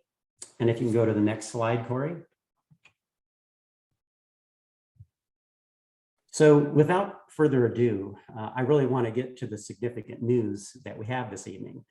Staff is extremely pleased to report that the county adopted in full and without exception the fiscal year 2023-2024 budget as approved by the District Commission back in February of 2023. As reported previously, the county took a very different approach this year as it bifurcated the budget process into 2 distinct phases. In their May workshops, base budgets were presented, which basically were made up of the prior year budget plus routine and nominal increases. The June hearings presented what the county called proposals, which are really additions or major changes to the budget. And they presented this for both discussion and consideration by the Board of Supervisors.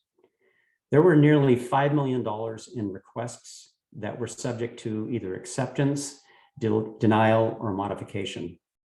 Ultimately, the full $19.024 million budget as approved by the commission was adopted by the county. As such, a budget that was preserved really allocates 77% of all its direct expenditures directly to prevention, protection, and resiliency measures. Additionally, if you really were to take all the staffing costs that could be associated with these initiatives, I would contend that nearly 90% of the entire district budget really serves the community life and property safety initiatives. Next slide. So let's look specifically at what the county called proposals that were subject to consideration and ultimately were approved in the June county hearings.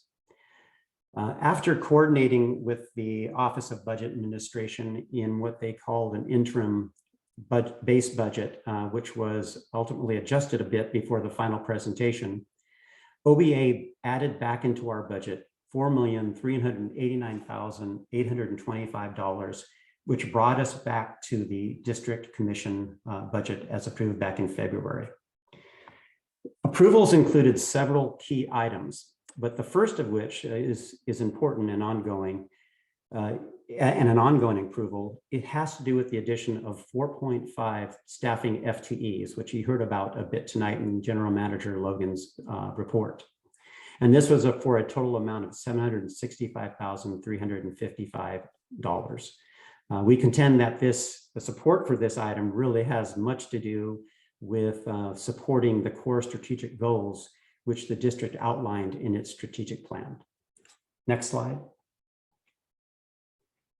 The county approved the ongoing enhancement of life and property safety projects and programs in the additional amount of $436,200, making for a total projects and programs budget of $3,585,000. Next slide. This chart simply reflects the extensive and critical nature of the many life and property projects and programs that really many staff members spoke about this evening. And this was ultimately approved as part of the county budget during the hearings. This also includes a project contingency amount of approximately about 15%. Next slide.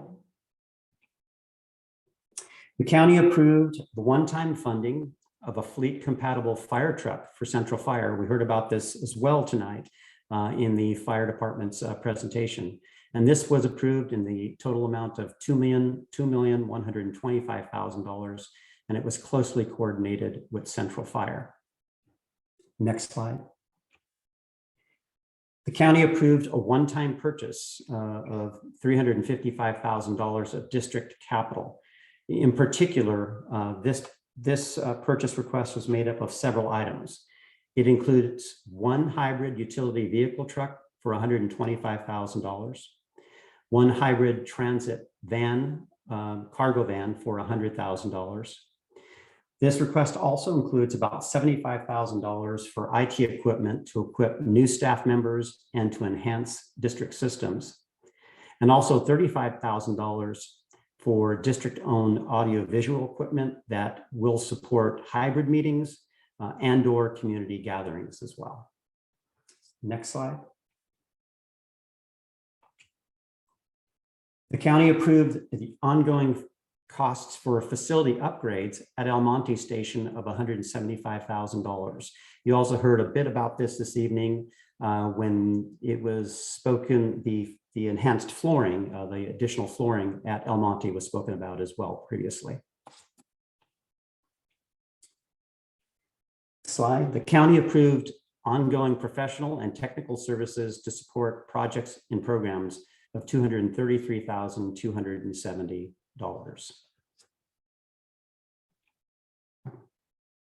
County also approved a one-time fire facility assessment study, an HR employee benefit study, and website upgrades in the total amount of $320,000.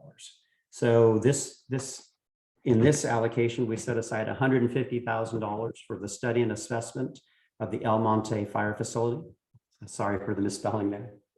$95,000 for the study of potential regular employee benefit packages, and $75,000 for the upgrade and/or redesign of the district website.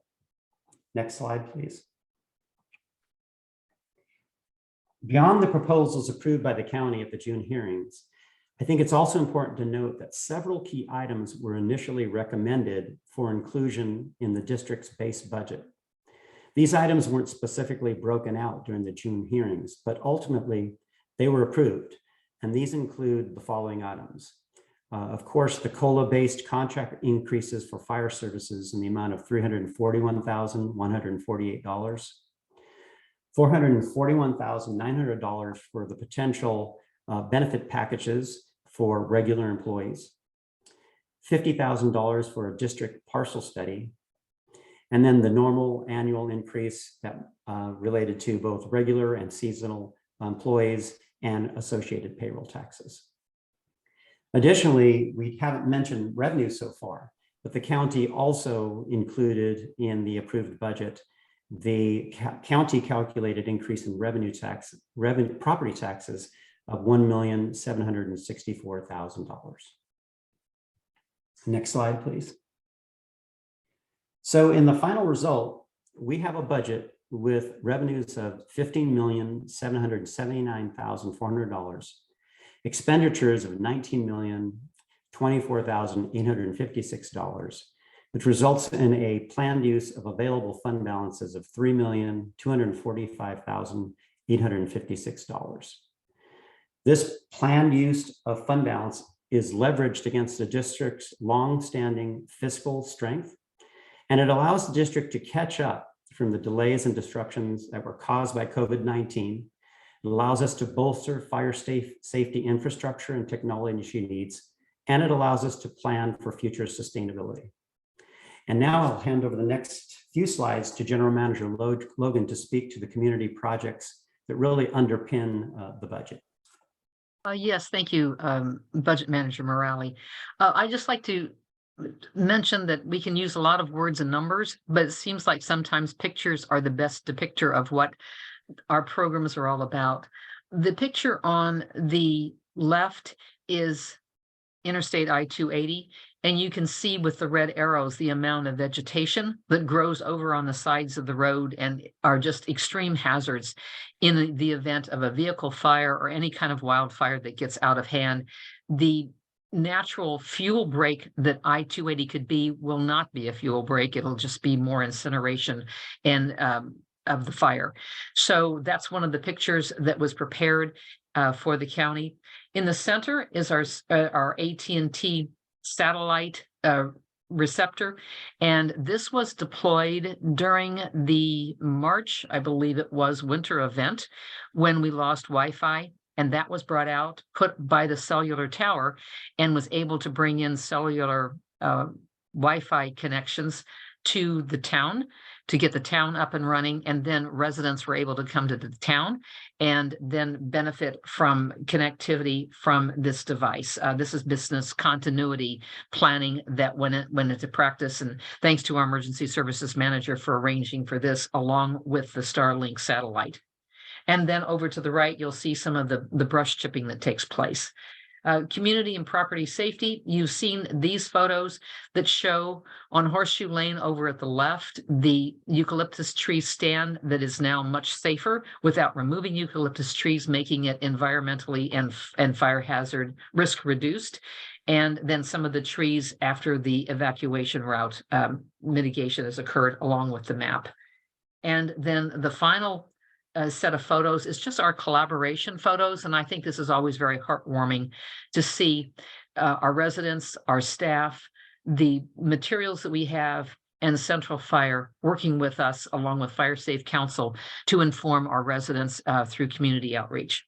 And with that, Mr. Morale, I'll turn it back over to you. Thank you, General Manager Logan. So we've reached the end of the budget process. It was a long process. It began back in September, and it involved many community meetings, staff discussions, planning, and really alignment with the commission goals. What remains this evening is the recommendation to adopt the district budget as adopted by the County Board of Supervisors on June 15th, which is the subject of agenda item 13B, and ultimately approve the budget narrative, which is the subject of 13C. Next slide, please. We wanted to look beyond the budget adoption, and as we do, staff is really planning a series of initiatives to activate the elements of this fiscal plan and maintain momentum.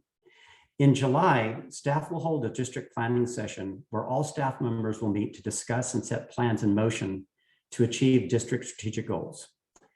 In August, the finance team will return to the commission with what we believe will be an important 5-year forecast, and we'll give this to the commission for information and discussion. And just around the corner, we'll launch the budget process for 24-25 starting in September as well. As is always the case, the budget is a living document, and it's used as a working plan document all year and revisited on a timely basis.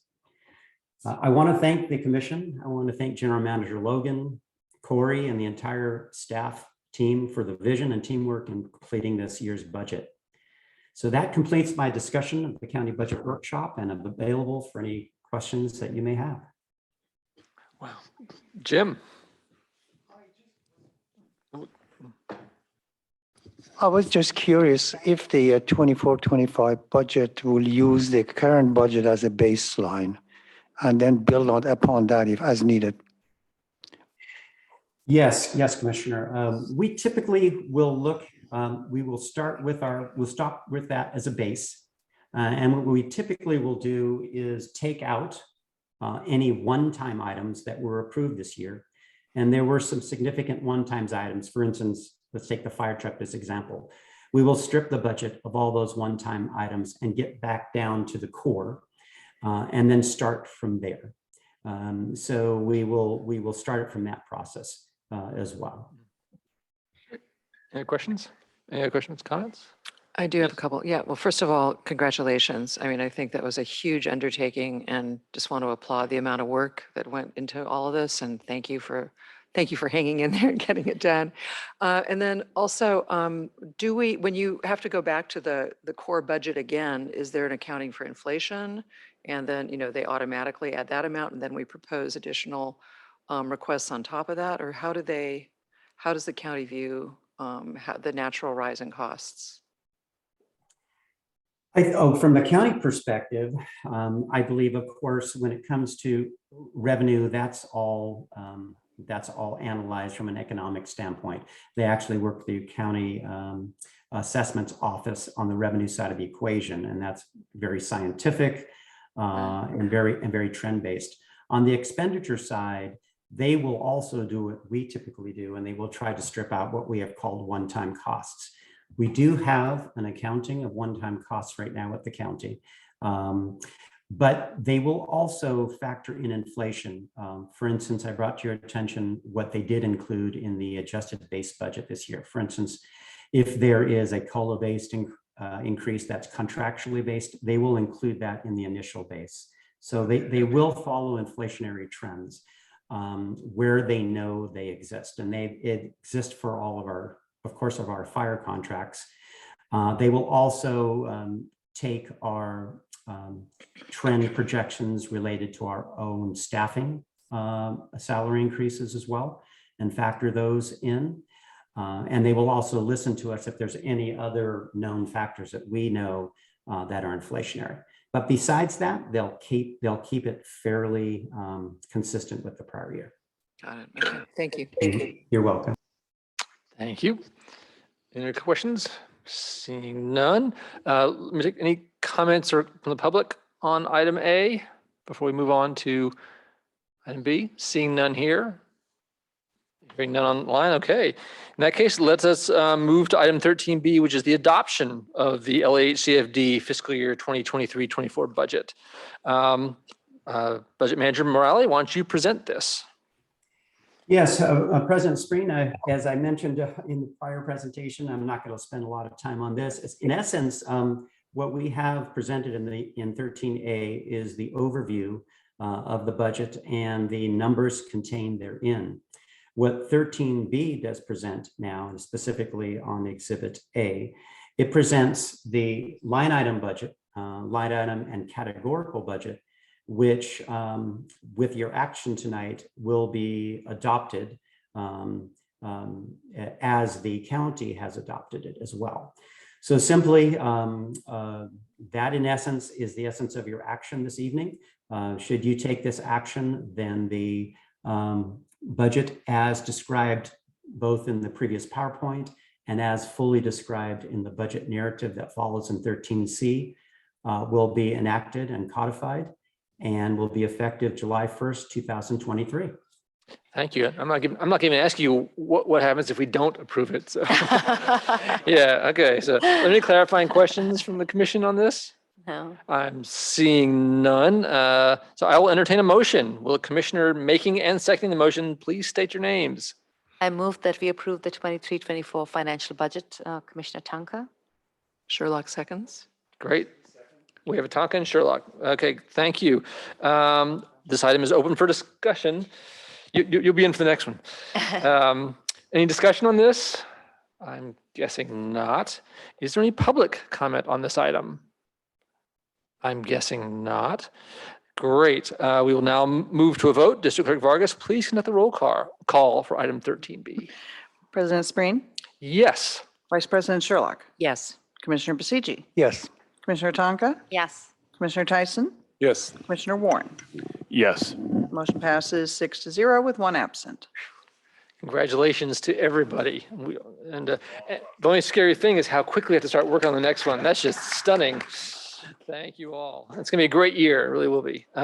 Moving on to item 13C to approve the budget narrative. Budget Manager Morale, you want to present a little bit of this as well?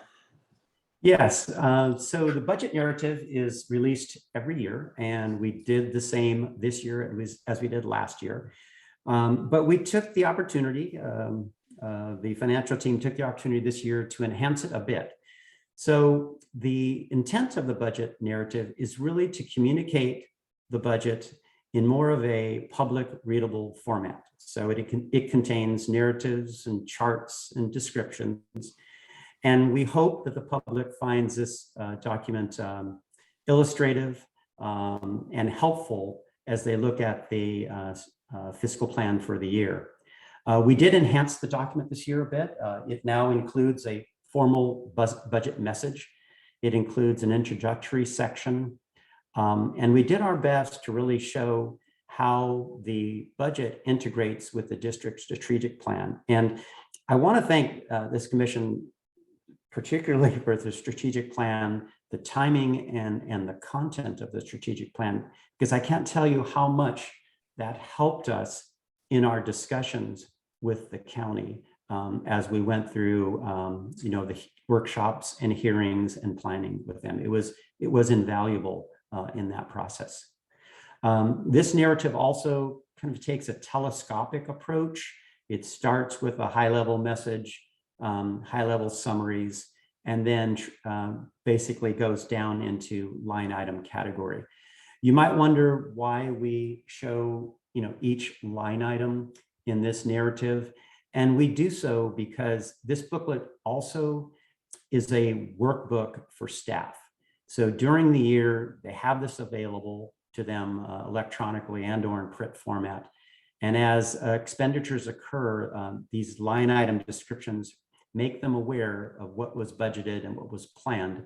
And then every month, of course, Corey provides the financial reports that go to the commission that give us a monthly update as to how we are doing. So this is simply the narrative. You have adopted the budget already, so that this narrative doesn't do anything in terms of an adoption action, but we do ask the commission to approve it. And once it's approved, it will be posted on the website, not only in the agenda line item format, but this year we are hoping to also to enhance it, much like the strategic plan, in a easy to read flip page format as well. So that completes my comments on this item. Great, thank you. And like I said, I thought the introductory material was excellent. It really is very readable and really comprehensive about the district. So there's so much information about us that I was really impressed. I know it's a huge amount of work putting this kind of document together, let alone all the budget, the numbers work. So it's overwhelming, and I really appreciate all the work that went into it. Any other comments here from the commission? Seeing none, let's see, let's have a motion. Will the commissioner making, sorry. I think will Commissioner Basigi, who's making the motion. I move that we approve the budget narrative for the. Thank you. And a second? Thank you, George. Thank you, Mark. Tyson seconds. Thank you.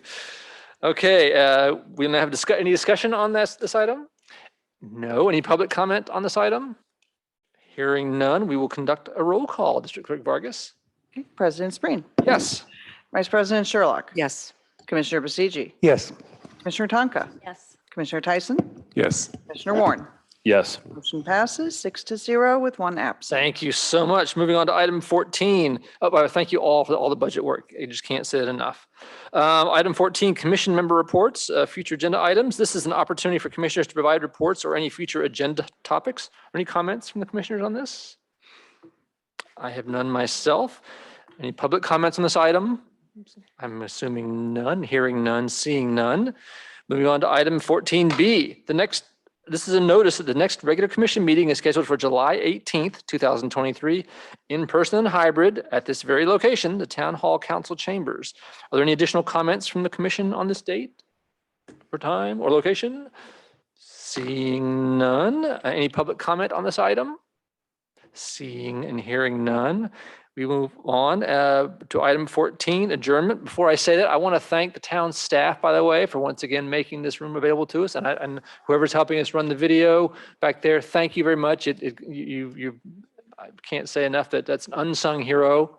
So we really appreciate your efforts. This concludes the June 2023 regular meeting of the Los Altos Hills County Fire District. The meeting is adjourned at 9:27 p.m. Emergency Services Manager Beebe, please stop the recording.